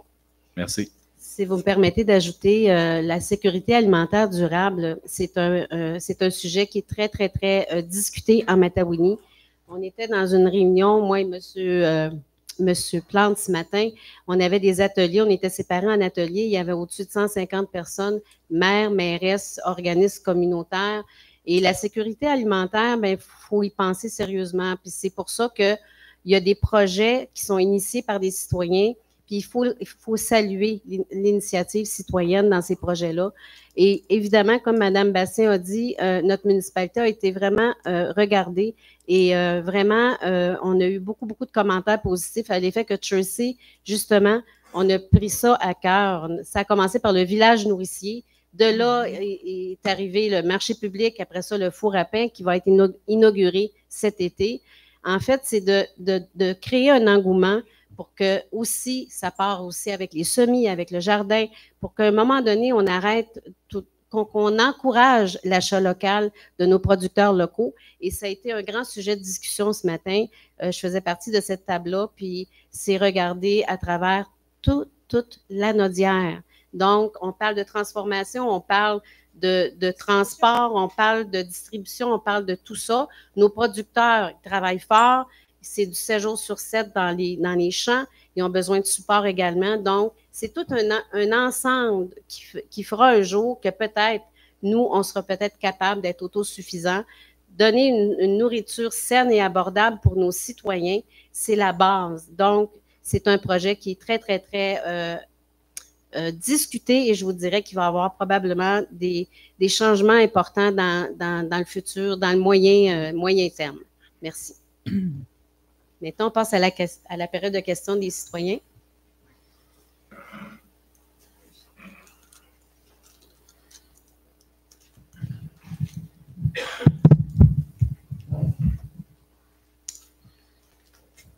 Bonsoir. Bonsoir. Mon nom est Jean-Marc Dupuis. On s'est vu la dernière fois pour le projet de Beaulac. Oui. Je viens juste déposer quelque chose. Je vous dis ça vite. J'ai mis des numéros de projets de règlement comme le nôtre qui étaient adoptés déjà au lac Lechigan, 5 lacs à Saint-Alphonse-de-Rodriguez, la Conception, Entre-Lacs. J'ai mis ça là-dedans. Et aussi un dossier d'aide financière provinciale donné par le premier pour le lavage de bateaux. J'ai mis pour aller taper dessus. J'ai mis les premières feuilles dedans. Et aussi un guide de lavage. Un guide de lavage que j'ai inclus là-dedans, mais pour aller lire sur Internet pour le... On avait vu ce projet-là aussi. Mais merci, vous allez le déposer. Je vais le déposer. Oui. À Mme Picard. Merci. Merci de votre implication, monsieur. Merci. Dernière chose, M. Thibault, ce qui a parlé, les 7% en fin de semaine, tous les membres de Beaulac ont reçu, c'était public, là, ont reçu le projet, ce que je vous ai donné, ont reçu par courriel, je pense, hier, les membres de Beaulac. Excellent. Les normes, si on le courriel, oui.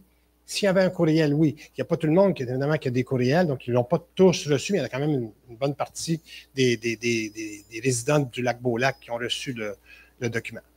Parfait. Alors, ben, c'est ça. Merci beaucoup, M. Dupuis. Merci de votre implication. Merci.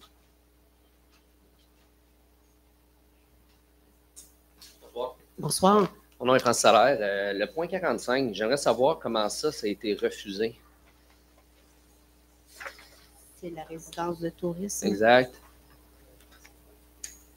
Parce que les personnes qui pouvaient refuser devaient se présenter ici. Puis... Oui, ils ne se sont pas présentés, mais par contre, la problématique était du fait qu'il y avait beaucoup de résidences très, très près, à proximité de cette résidence-là. Donc, ça aurait peut-être été problématique au niveau des nuisances, du bruit, etc., etc. C'était vraiment, beaucoup de résidences autour étaient trop près. Mais c'est la raison principale. Je comprends. Mais pourtant, on a présenté le dossier, tout allait bien. La dernière étape était celle-ci. Personne qui était contre devait se présenter ici. Il n'y a personne qui s'est présenté. Quand on a présenté le dossier avec notre plan, tout a été présenté. Les voisins sont où par rapport à ça? Je ne comprends pas qu'aujourd'hui, j'apprends ça à ce moment-là. Vous n'aviez pas été avisé auparavant. Pas sans tout. Puis il y a une pancarte qui est mise chez nous, qui est à la dernière étape, que s'il y a quelqu'un qui est contre, devait se présenter ici. Attendez un petit instant. Peut-être reprendre avant que M. Thibault, juste vous dire d'abord, Les gens qui s'opposent au projet n'ont pas l'obligation de le faire uniquement ce soir dans le cadre de la séance du conseil. Ils ont le droit de le faire précédemment. Ils peuvent le faire, par exemple, en transmettant du moment que la fiche elle est donnée. Évidemment, les gens qui s'y opposent peuvent le faire, s'opposer publiquement en parlant à leurs voisins, s'il y a une pétition ou quoi que ce soit, ou ils peuvent le faire en gardant une certaine anonymat, parce que des fois, quand tu es le voisin immédiat, tu n'as pas le goût non plus d'afficher à tous et chacun parce que tu ne veux pas garder de mauvaises relations de voisinage. Alors, c'est important de souligner là, que les gens qui s'opposent donc à l'octroi d'une résidence de tourisme peuvent le faire avant ce soir. Ils peuvent le faire précédemment par courriel, en transmettant une communication au service de l'urbanisme. Première chose. Deuxième chose, vous savez que les discussions au comité consultatif de l'urbanisme sont privées, donc on ne peut pas vous donner la nature des échanges qui les ont amenés à prendre une décision de recommander un refus au conseil municipal. Et ce soir, le conseil municipal a refusé. Alors, M. Thibault peut vous donner un certain nombre d'éléments, mais il ne pourra pas vous parler de la nature des discussions au comité consultatif de l'urbanisme, ni évidemment dans les discussions entre les membres du conseil. Fait que le point de madame, c'est pas vraiment, qu'est-ce que vous dites, madame Joly, c'est pas exactement ça. C'est vraiment quelqu'un qui aurait été contre ce projet-là. Ben, écoutez, Madame la mairesse, Plante vient de bien vous expliquer le point. De ce que j'avais vu du dossier, il y avait proximité effectivement de certaines résidences. Madame la mairesse, peut-être si on faisait lecture des différents considérants, les considérants de la résolution. J'aurais juste une question avant, monsieur. Vous êtes le propriétaire de cette résidence? OK. Ouais. Tantôt, vous aviez une période de questions, vous pouviez vous exprimer, on aurait aimé ça. Est-ce que vous étiez présent? Oui, la question, par exemple, c'était la période de questions, c'est la 44. Le point, c'est le 45. Non, c'était sur toutes les résidences, tous les points qui étaient là. On aurait aimé ça vous entendre avant de prendre la décision. Je comprends, mais la période de questions pour les demandes d'usage devrait venir après et non avant. C'est ça que je trouve drôle. Elle doit venir avant la période de questions, parce que si vous avez une opposition avant le vote, parce qu'une fois le vote qui est pris, c'est fini. Sauf que je ne pouvais pas savoir si c'était refusé ou pas. Oui, il n'est pas écrit ça. Non, ça c'est clair. Il n'est pas marqué refus. Non. Il n'est pas marqué refus sur ma feuille. Non. C'est ça que. Est-ce que je peux expliquer? Allez-y, monsieur Thibault. C'est bien simple. C'est la configuration du terrain qui est en raide. OK? Contrairement à la plupart des maisons des résidences, il y a un voisin à chaque côté. Des fois, un en arrière. Là, il y en a un en haut, il y en a un autre à côté, il y en a un autre en bas, il y en a un tout autour. Il y a comme 8 résidences autour de cette résidence de tourisme-là. Ça fait trop une grande proximité. C'est pour ça que ça a été refusé. La proximité, il n'y a pas juste ça, il y a quelques considérants, mais la grosse majorité, c'est qu'il y a trop de monde autour. Dans la rue, 2 voisins, ça peut stoffer, ça se passe, mais là, c'est comme il y a comme des voisins partout autour qui touchent au terrain. Bon. Merci. Désolé.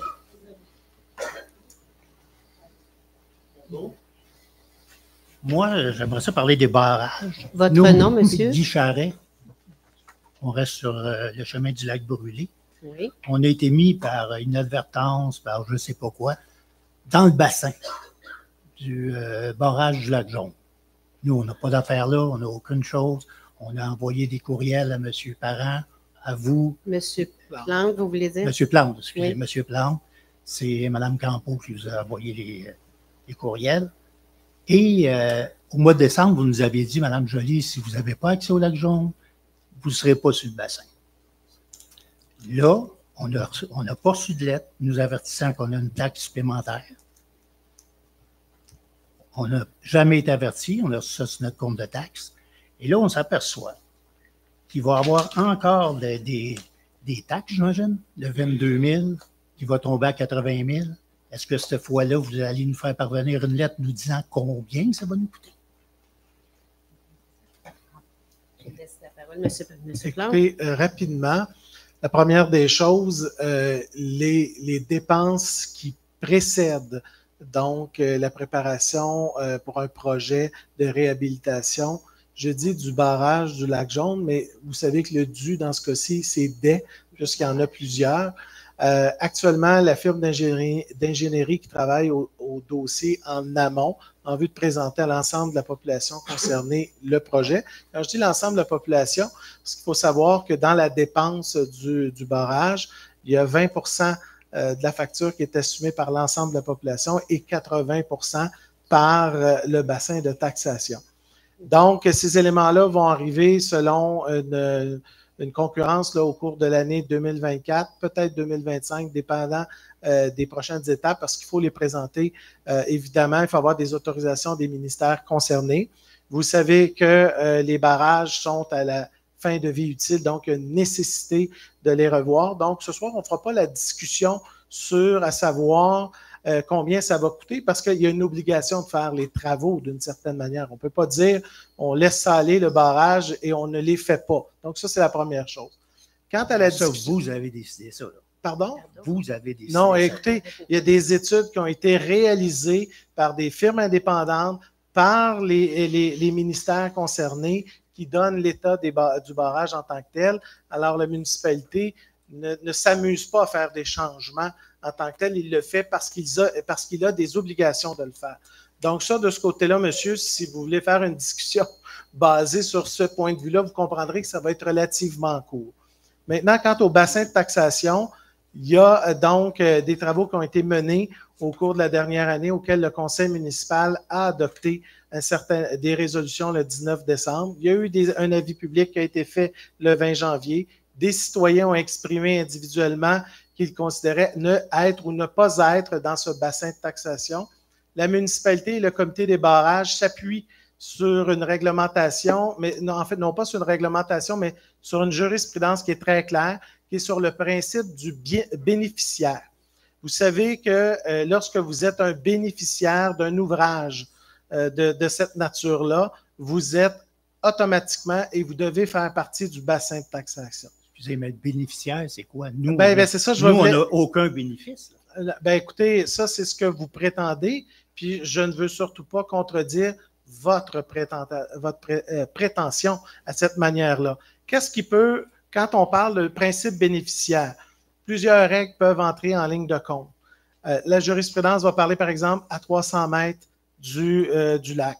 Ça peut être par la présence d'une route auquel vous avez utilisé. Souvent, quand il y a un barrage à forte contenance, il y a souvent une route de passage. Alors, les gens qui l'utilisent sont nécessairement inclus dans le bassin de taxation. Ça peut être le fait d'avoir un accès.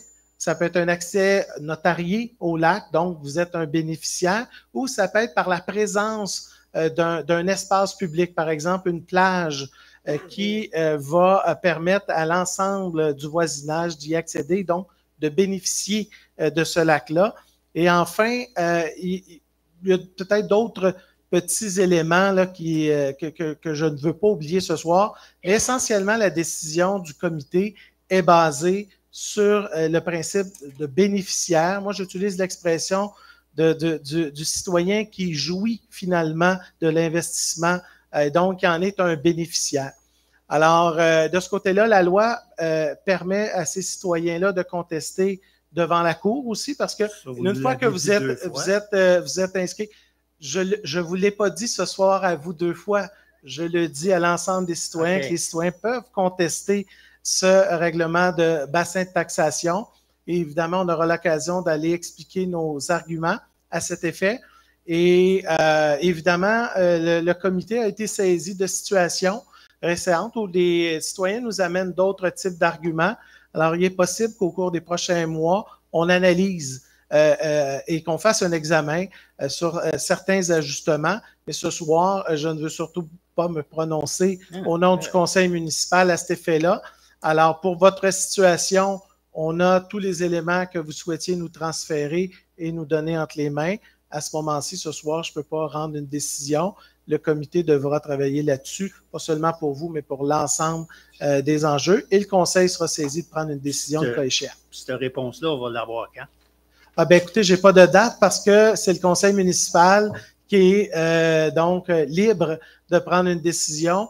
Alors, je serais bien malvenu de vous annoncer une date précise, alors qu'en bout de piste, c'est le conseil municipal qui va délibérer à cet effet-là. J'imagine avant le rôle de taxe 2025, je présume. Je présume que ça pourrait être avant le rôle de 2025, mais ce soir, puisque la caméra est enregistrée, que vous êtes là, les gens qui nous écoutent, je ne peux pas prendre l'engagement que ça va être terminé avant le 31 décembre 2024. Alors, ce sera au conseil de décider. Et évidemment, il y aura un ordre du jour et vous verrez les sujets dans les prochains mois et vous serez informés le cas échéant. OK, parfait. Votre deuxième question? La deuxième question, c'est l'échéancier. Pensez-vous que faisait l'échéancier du barrage des travaux? Ça, on va l'avoir à peu près quand?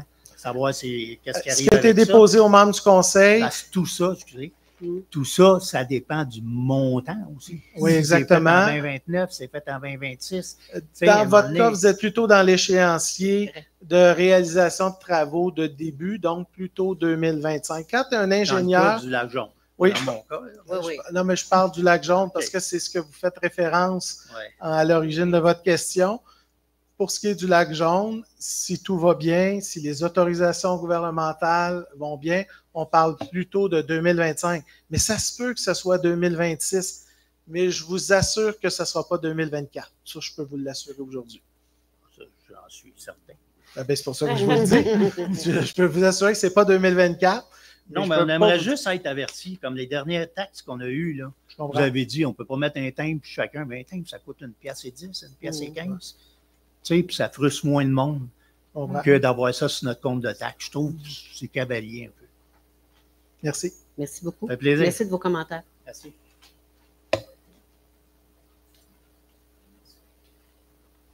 Bonjour, je m'appelle Samuel Harting. J'ai un terrain à l'angle de chemin Bonaventure et chemin de la Grande-Vallée. Oui. J'ai une question concernant, parce que là, mon terrain présentement est vacant. J'ai des permis de construction pour cet été. Et là, j'ai construit une bécasse temporaire parce qu'évidemment, je ne voulais pas contaminer, déposer mes besoins n'importe où. Donc, j'ai construit comme un abri avec une chaudière. Donc, moi, je récupère mes besoins et je les composte en dehors du terrain, qui plus est. Et là, j'ai eu un ticket m'accusant de déverser des eaux usées, là, que j'ai contesté. Et avant qu'il arrive à une échéance, dans le fond, que la Cour appelle une date de cour, j'ai reçu un autre ticket du même montant de 6 200. Donc, je suis rendu à 12 400 pour avoir essayé de bien faire les choses, selon moi. Monsieur, je suis désolée, mais je pense que ça serait bien que vous preniez rendez-vous. On ne peut pas discuter d'un dossier personnel comme ça devant le public. Qu'est-ce que vous me conseillez de faire autre que d'aller en cours? Monsieur, je vous le dis, ça serait bien qu'on prenne rendez-vous avec moi et monsieur Plante pour discuter de votre dossier parce qu'on ne peut pas discuter comme ça allègrement d'un dossier aussi personnel devant le public. Alors, vous pouvez laisser vos coordonnées peut-être à Mme la greffière. Elle va prendre vos coordonnées, puis on va prendre rendez-vous ensemble. D'accord? D'accord.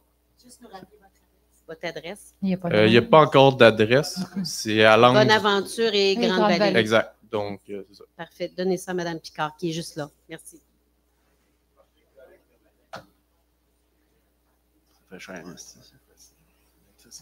Oui, bonsoir. Mon nom est Gilbert Lemarié. Je suis de Grande-Vallée et Sokol. Oui. Moi, je voudrais savoir, quand il y a des ponceaux à remplacer sur une route, on fait appel à une compagnie privée et ça coûte très cher. Comment se fait-il que les travaux publics ne font pas des réparations de ponceaux? Bien, effectivement, on fait des réparations de ponceaux. Ça dépend des dossiers, M. Lemarié. Okay. Ça se fait, effectivement, par nos travaux publics. Okay, ça dépend du dossier, ça dépend. Il y a beaucoup de spécificités, mais ça se fait dans certains dossiers. Parce que sur la rue Burton, l'année passée, il y a eu un ponceau qui a été remplacé par la compagnie Poirier. Je ne sais pas combien que ça a coûté. Vous vous en rappelez? Oui, on se rappelle du dossier Burton. C'est énorme. Comment se fait-il qu'un ponceau coûte si cher? Écoutez, chaque dossier a ses spécificités. Je peux pas... Je n'ai pas le dossier devant moi, premièrement. Non. Je pourrais vous répondre ultérieurement si vous me laissez vos coordonnées. C'est toujours, excusez, Mme la mairesse, c'est toujours des ponceaux de grande envergure. On n'a pas l'équipement et la technologie pour remplacer ça. Fait qu'on va en appel d'offres. Le plus bas soumissionnaire, c'est lui qui l'a. Mais maintenant qu'on va avoir une nouvelle pelleteuse, ça devrait peut-être mieux aller. Pas encore assez grosse. OK. Et là, si je comprends bien, au 35 et au 56, on parle de niveleuse. Ça veut dire c'est 2 niveleuses, ça? C'est la même? C'est la même, Ah, monsieur. c'est la même? C'est la même. OK. Parce que j'ai eu peur qu'on soit non, trop c'est à la niveau, même. là. C'est la même, monsieur. D'accord. Et puis, je ne veux pas être redondant, mais les panneaux publicitaires, ça n'avance toujours pas. Les publicités d'affichage, là, vous avez dit qu'il y avait une réglementation là-dessus. Oui. Et que dans Grande-Vallée, vous aviez commencé à en enlever. J'en ai vu aucune qui a disparu.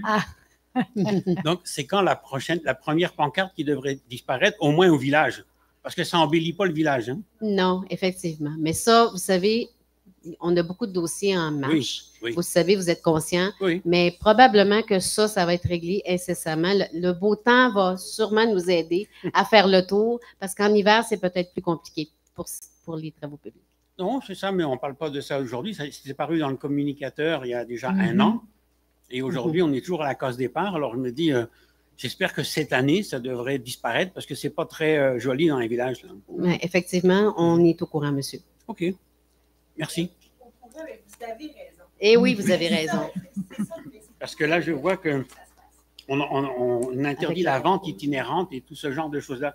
Moi, je crois que ça fait partie un peu du même... C'est de la vente. La même pensée. Hein? Oui, effectivement. C'est la même chose. Et je dirais juste, personnellement, il y a certaines pancartes publicitaires qui sont là. Ce n'est pas des références. Pour les avoir utilisées, je les déconseillerais. Alors, j'ai hâte qu'ils disparaissent, ces panneaux-là. Merci de l'information, M. Marie. Madame Joly, juste pour savoir, on a-tu le droit, un citoyen a-tu le droit de les enlever par lui-même, les pancartes? Ben, ouais, pourquoi pas? Ben, c'est parce qu'ils sont sur des poteaux d'Hydro-Québec. Fait que ma question, ils sont tout le temps sur des poteaux d'Hydro? Hein, normalement, en plus, c'est qu'on ne devrait jamais poser quoi que ce soit sur les poteaux d'Hydro-Québec. Je pense que monsieur a déjà travaillé. C'est un règlement. Il a travaillé à Hydro-Québec, il est retraité et c'est un règlement qui existe. Et ma question, c'est est-ce que les citoyens auraient le droit de les enlever? Ben, OK. Disons que ce serait une initiative citoyenne et on ne peut pas être contre. Non. L'hiver, c'est un peu plus compliqué. L'été, ça va arriver. Bonjour. Mon nom est Daniel Colette, 850 chemin Marie-Reine des Cœurs. Oui, M. Colette. J'ai juste une question. Je vais vous parler de mon cas personnel, mais j'ai reçu une lettre sur des incendies pour installer une bordissage dans mon lac. Et je ne suis pas contre le principe. Là. Oui. Oui, pas de problème, excusez. J'aime pas ça parler devant le monde. En tout cas, je suis tout dos, ouais, mais il y a du monde devant moi aussi, je pense. C'est ça, mais c'est parce qu'il y a des tenants et aboutissants là-dedans qui me rendent un peu perplexe. First, c'est que la demande d'autorisation est adressée juste à moi. Fait que j'étais obligé d'expliquer à ma femme, qui est copropriétaire, que ça aurait dû être à elle aussi. Mais ça, je vais m'en occuper. Ouais, mais faites pas ça. Ça fait 37 ans qu'on est mariés. Peine perdue. Mais c'est ça, mais j'aimerais juste. Ma question, c'est juste de savoir. J'aimerais ça prendre rendez-vous avec quelqu'un. Parce aucun problème. Mon lac, il y a un barrage. Le barrage a 80 ans. Il est privé.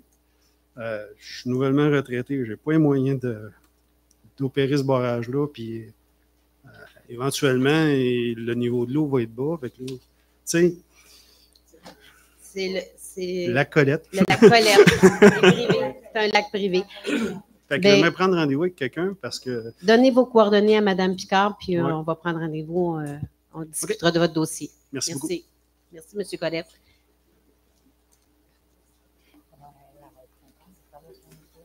Oh boy, hein? Je suis tout petit. Bonsoir, Marie-Josée Force, Grande Jetée. Point 39. Quand l'agrandissement de la sablière?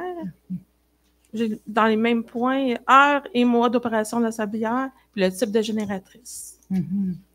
Les heures, on a vraiment fait une remarque bien importante dans ce dossier-là. Évidemment, ce sera des heures qui sont acceptables pour la population autour et le temps aussi de l'année. Ce ne sera pas dans les vacances. La période qu'il n'y a plus de moustiques, ça serait bien qu'on n'en ait pas.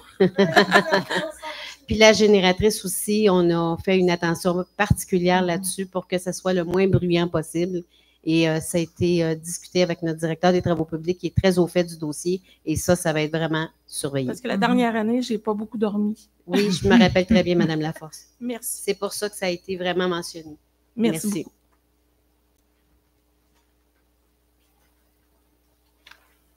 Bonsoir. Émilien Morin. Je vais vous apprendre une grande nouvelle. Oui. Le printemps, c'est demain! Oui, oui, effectivement. Et avec le printemps, moi, je suis très sensibilisé à l'horticulture. Oui. Puis vous me voyez venir avec ma question. Oui, qu'est-ce que vous faites avec? C'est que l'automne dernier, j'ai mentionné à plusieurs personnes, Mme Bastien, Mme Joly, le fait que les bulbes de canna, des superbes de beaux plants qu'on a eus toute l'automne, toute la saison, malheureusement, je me suis informé, est-ce qu'on va les récupérer? On m'a assuré qu'ils seraient récupérés. Et moi de même. À mon grand désarroi, je les ai vus geler. Bon, regarde comme il faut dans les pots, c'est tout gelé. Ils n'ont pas été récupérés. Dans ceux que je vois devant ici, il n'y a pas de sapin. Il faudrait vérifier, mais moi, ce que j'ai pu constater qui était gelé. En tout cas, l'automne prochain, si vous avez besoin de manquer de main-d'œuvre, je peux m'offrir bénévolement pour les enlever de là. Parce qu'il était magnifique, effectivement. Ben oui. En fait, c'est ce qu'on nous a confirmé que ça a été enlevé, monsieur. Mais... En tout cas, moi, ce que j'ai vu dans les pots, tant mieux s'ils ont été enlevés, mais ce que moi j'ai pu voir, je n'ai pas l'impression qu'ils ont été. Il y en a oublié quelques-uns. Oui. Il y en a oublié quelques-uns. Il y en a oublié quelques-uns. OK. Un autre point, c'était au point 7 de l'ordre du jour. Étude préliminaire pour le changement de régime d'une municipalité locale. On va-t-il devenir une ville? On va savoir plus de taxes à payer? C'est quoi l'affaire? Pas du tout. Mais c'est quoi la question? Je vais laisser M. Plante répondre à la question. Oups, dessus, il ne marche plus. Il n'y a plus de gaz. La lumière fut. Alors, mais rapidement, d'abord, la municipalité de Chersey en est à l'étape de l'étude. Ce qui est important de souligner aux membres du conseil municipal au Québec, on a ce qu'on appelle le code municipal et la loi sur les cités et les villes. Si à une certaine époque, il y a plus de 20, 30 ou 40 ans, il y avait des distinctions assez majeures entre les deux lois, aujourd'hui, les distinctions sont particulièrement mineures, autres que les numéros de loi qui ne sont pas les mêmes à cet effet. Il y a d'ailleurs les deux grandes unions municipales militent même pour qu'il y ait une fusion des deux lois parce qu'il n'y a plus de justification de maintenir deux codes complètement distincts. En même temps, il y a quand même certaines différences au niveau de la gouvernance ou de l'organisation municipale. Souvent, le code municipal s'applique, ce que nous avons en ce moment, s'applique beaucoup dans des réalités où il y a un seul haut fonctionnaire, donc c'est pour ça qu'on l'appelle directeur général, greffier, secrétaire, trésorier. Alors, mais je tiens à vous dire qu'à Chersey, depuis plus de 10 ans, on a toujours ce qu'on appelle un greffier adjoint et un trésorier adjoint, et on a une structure de gouvernance qui est davantage calquée sur la loi sur les cités et villes. Alors, récemment, j'ai amené aux membres du conseil en disant que c'est comme si on était une ville, mais on continuait de marcher sur l'ancien code municipal. Ça veut dire que comme directeur général, là, je signe à peu près tous les documents, même ceux que je n'ai pas préparés, je les signe pareil. Il n'y a personne d'autre dans l'organisation qui peut signer cela. L'imputabilité n'est que sur un seul fonctionnaire. Pour une réalité où tu as une municipalité de 500 habitants où il y a juste un fonctionnaire, ça peut fonctionner. Il fait tout. Il octroie un contrat, il signe les PV, il fait tout. Mais dans une ville comme Chersey, avec un budget de 14 millions, 70 employés, dont 10 cadres, la réalité, c'est que l'imputabilité, elle est aussi sur les épaules des 9 autres cadres qui se départagent. C'est normal, la gestion du travail. Alors, c'est sûr qu'il y a une réflexion au conseil, puis il n'y a pas de décision. Et de toute façon, dans le processus, il y a une obligation de faire des consultations auprès de la population pour expliquer pourquoi on veut faire ce changement, c'est quoi les tenants et les aboutissants pour vous. Mais je tiens tout de suite à vous le dire, pour les citoyens, là, vous ne payerez pas moins de taxes, vous n'en payerez pas plus. La réalité, c'est que davantage dans la gouvernance au quotidien, et les avantages vont plutôt se voir dans la gouvernance de l'organisation municipale, dans l'efficience même ou dans la facilité. Mais il n'y aura pas de gain financier, je le dis tout de suite, d'entrée de jeu. Alors, et ça ne coûtera pas plus cher. C'est pas parce qu'on on devient une ville que tout d'un coup, il va y avoir des gratte-ciels de 50 étages à Chersey. Ça n'arrivera pas. Alors, c'est vraiment dans la fonction de gouvernance auquel il va y avoir certaines distinctions. Mais pour vous, comme citoyen, vous allez avoir la même séance du conseil. C'est juste qu'au lieu de citer le code municipal, on va vous parler de la loi sur les cités et villes. D'accord. Au niveau sécurité, j'ai parlé il y a quelques mois moi, je demeurais à Saint-Anne-des-Plaines et on avait des petites cartes avec nos numéros de l'eau sur le coin de notre entrée. On avait ça, j'ai vu ça dans d'autres municipalités, parce que moi, je fais beaucoup de raccompagnement pour le centre d'action bénévole. Comme je disais, des fois, des adresses, je les cherche. Comment est-ce que les pompiers, les ambulanciers peuvent intervenir rapidement si on ne trouve pas l'adresse? Donc, ça serait peut-être à penser à mettre dans les carnets à venir là, pour sécuriser la population, donner plus de sécurité. Oui. Okay. Oui. Effectivement, c'est un très bon point que vous apportez, puis on l'a pris en note. On a un comité qui s'occupe de la sécurité aussi avec notre directeur service d'incendie sécurité publique. Oui, Monsieur Etu fait partie du comité également. Donc, oui, on a pris ça en note parce que j'ai moi-même remarqué en faisant la campagne électorale qu'il y a des endroits où il n'y a même pas d'adresse. Et ça, c'est inacceptable. Il faut qu'il y ait une adresse pour les services d'urgence. Exactement. Tout au moins. Merci beaucoup. Merci. Est-ce qu'il y a d'autres questions dans la salle? Ah.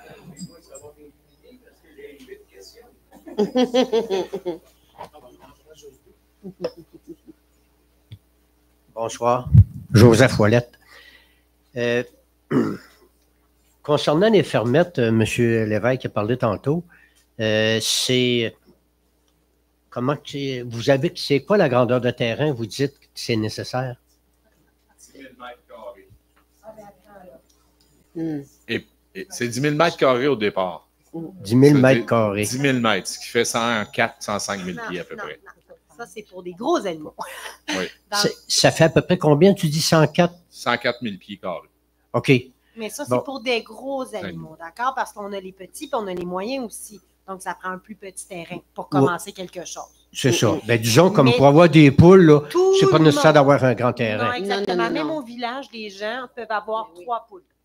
D'emblée, tout le monde. Oui, on avait parlé ça dans le passé. Mais disons, pour avoir un bœuf ou un veau, quelque chose, là, ben, là, ça prend 10 000 mètres carrés. 10 000 mètres carrés. Oui. Puis, évidemment, comme moi, c'est tout boisé, ça fait que c'est pas possible vraiment.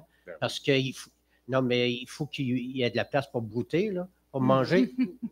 Ben, ou sinon, vous le nourrissez avec. Ou bien non, on le laisse tout le temps à l'intérieur puis on va le nourrir. Faites-lui manger vos écureuils. Si vous désirez vraiment avoir un bœuf, prenez contact avec moi ou Mme Bastien, puis on va vous expliquer avec d'autres cultivateurs ou éleveurs d'animaux. Ça prend comment faire, puis c'est faisable. Là. Ça prend pas. Ça prend un terrain qui est dégagé avec de la nourriture. Pas tant que ça. J'en prends pas tant que ça. Mais on peut vous fournir le règlement, monsieur. Vous pouvez laisser vos coordonnées, Mme Picard, puis elle peut vous envoyer le règlement aussi. Vous allez peut-être avoir tous les renseignements dans le règlement. OK. Mais si on a un autre terrain à quelque part, mais qu'il n'y a pas de bâtiment dessus, on a-tu le droit? Non. Non. Il faut qu'il y ait un bâtiment. Il faut que ce soit notre adresse. Eh oui, effectivement. Ouais. OK. Bon, en tout cas, concernant les routes, c'est ça. Demain, le printemps commence, donc c'est évident. On va juste espérer que la température soit plus clémente, qu'il fasse un peu plus chaud. C'est ça. J'avais envoyé un courriel aux travaux publics concernant l'affaissement sur la rue Rochon. Puis j'ai remarqué qu'aujourd'hui, il y avait des cônes. Mais ils mettent des petits cônes. On dirait qu'ils passent, puis ils envoient des cônes comme ça, chaque côté. Les cônes sont couchés. Oui, mais je les ai quand même vus, là. Oui. Mais là, il y en a 5 cm demain ou après-demain. On ne les verra pas beaucoup. Bien, écoutez, on fait ce qu'on peut. Ouais. Mais c'est vrai qu'un petit peu plus gros, ça serait peut-être plus visible. Non, mais il me semble qu'il devrait piquer une tige avec un petit drapeau. Ça serait bien plus simple. De bois avec du orange au bout, là. Ouais. Comme sur Grande Vallée. Tige avec un drapeau. Sur Grande OK. Vallée, c'est ça qu'on a mis. Ben, j'avais envie de vous raconter une petite histoire, mais il y en a d'autres qui veulent parler. Je vais lui laisser la place. Merci. Merci. Il y avait quelqu'un d'autre qui avait des questions? Oui.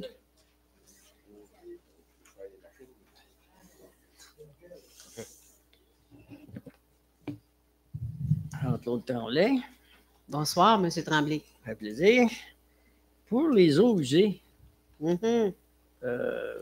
c'est vous, il y a une étude qui a été commandée dernièrement ou ça fait longtemps? Parce que vous, qu'il y a un décompte progressif, là, c'est quoi là? Ça fait un petit. Allez-y, M. Plante, mais ça fait un petit bout que ça a été fait, monsieur. Oui, ça fait un certain temps, mais c'est normal. Vous savez qu'on a des obligations de remettre aux normes l'usine d'assainissement des eaux usées à Jersey. Donc, il y a un mandat qui a été donné depuis déjà un certain temps à la compagnie FNX. C'est un décompte progressif selon certaines étapes. Évidemment, on attend là, les prochains rapports pour réunir le comité et espérons avoir une option et une solution qui va pouvoir partir en chantier.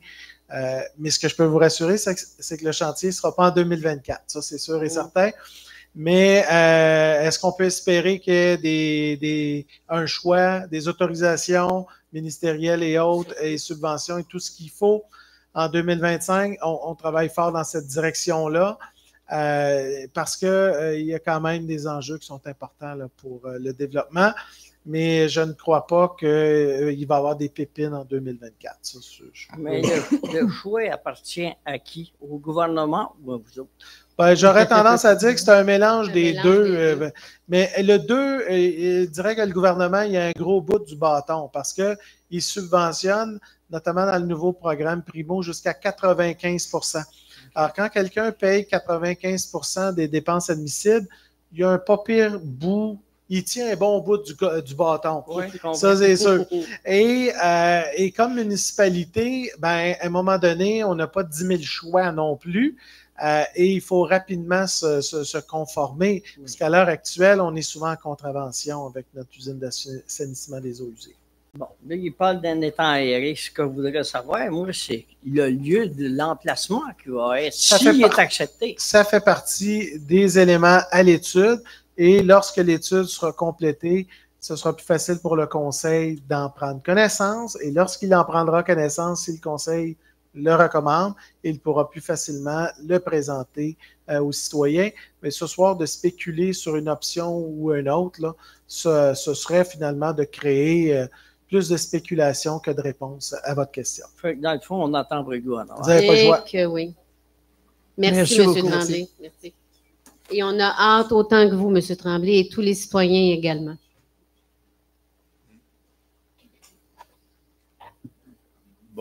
Bonsoir tout le monde, Serge Gauthier, Castor. Oui. Il y a peut-être quelques petites questions, dont une. Deux. Est-ce que vous avez du sang irlandais? Non, j'ai pas de parce que sang vous êtes irlandais. vous êtes la seule en vert. Ben, en fait, j'ai participé à la parade hier à Rawdon parce qu'en passant, j'ai complètement oublié de saluer tous les descendants et les personnes qui ont des souches irlandaises. C'était leur fête hier et ça a été vraiment bien souligné à Rawdon. Les maires et mairesses étaient invités à la parade et ça a été un succès. Moi, je bois juste le scotch. Une autre question. On a 9000 pièces pour l'immobilier public. Oui. La table, c'est quelle grandeur? C'est une table anti-inflammable. Alors, c'est sûr que la table de pique-nique qu'on a à la maison en bois, ça se peut qu'elle nous coûte un petit peu moins cher. Mais quand on met du bois qui peut pas, auquel on ne peut pas mettre le feu et donc on préserve à plus long terme, ça coûte un peu plus cher. Quand on met la table de pique-nique sur une dalle de béton avec de l'acier d'armature et tout le reste pour qu'on ne se la fasse pas voler, eh bien, ça coûte un petit peu plus cher aussi. Il va y avoir une veilleuse aussi? Ah, quasiment.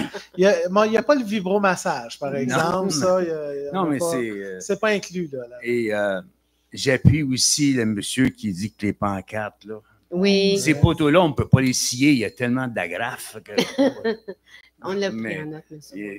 Ça en est un épuisant, en tout cas. Puis ici, 60 restitutions budgétaires, Est-ce que c'est les taxes qui sont remis aux citoyens? Non? Non. Non, malheureusement, non. OK. Et puis, votre niveleuse, là, elle coûtait le mois passé 1 million quelque chose, elle est rendue à 824. Ben oui. C'est important de le dire que c'est 200 000 piastres. Oui, effectivement. Moi, ça va me prendre 10 ans pour gagner ça. Bon. Effectivement, on a été agréable de surpris du prix qui était... C'est ce qu'on appelle une bonne chose. Une bonne nouvelle. Une C'est bonne pour ça nouvelle. qu'on l'a présenté ce soir, pour être certain qu'elle ne s'envole pas, la niveuse, d'ici l'octroi par le ministère du règlement d'emprunt. Donc, on voulait être certain Pour de l'avoir pour nous. pour l'ancienne, on l'a eu pour combien? Là? Pour pas grand-chose. Mais on l'a vendu. Oui, et dans le devis, je pense que Dans c'est le un peu devis. plus de 30 000 Dans le devis du gars qui Oui, c'est ça. achetait. Dans le coup, il reprend la vieille il prend niveleuse, le- disons que... je pense que c'était 33, là. Mais je ne veux pas me tromper. Dans ces eaux-là, oui. OK. Puis, petite question. C'est sûr que la température n'est pas belle, rien de ça. Mais les courbes sont encore là. Ils sont encore là. Puis, il y a Et- des employés qui sont libres parce qu'ils n'ont pas de neige. Fait qu'ils pourraient prendre l'appel. Tu sais, on a forcé Montréal à faire du ménage. On pourrait faire la même chose ici. Parce qu'il y en a qui prennent des breaks pas mal plus longs, de mémoire. Ah bon? De mémoire visuelle, en tout cas. C'est juste pour vous dire ça. Et puis, j'ai du fun, moi.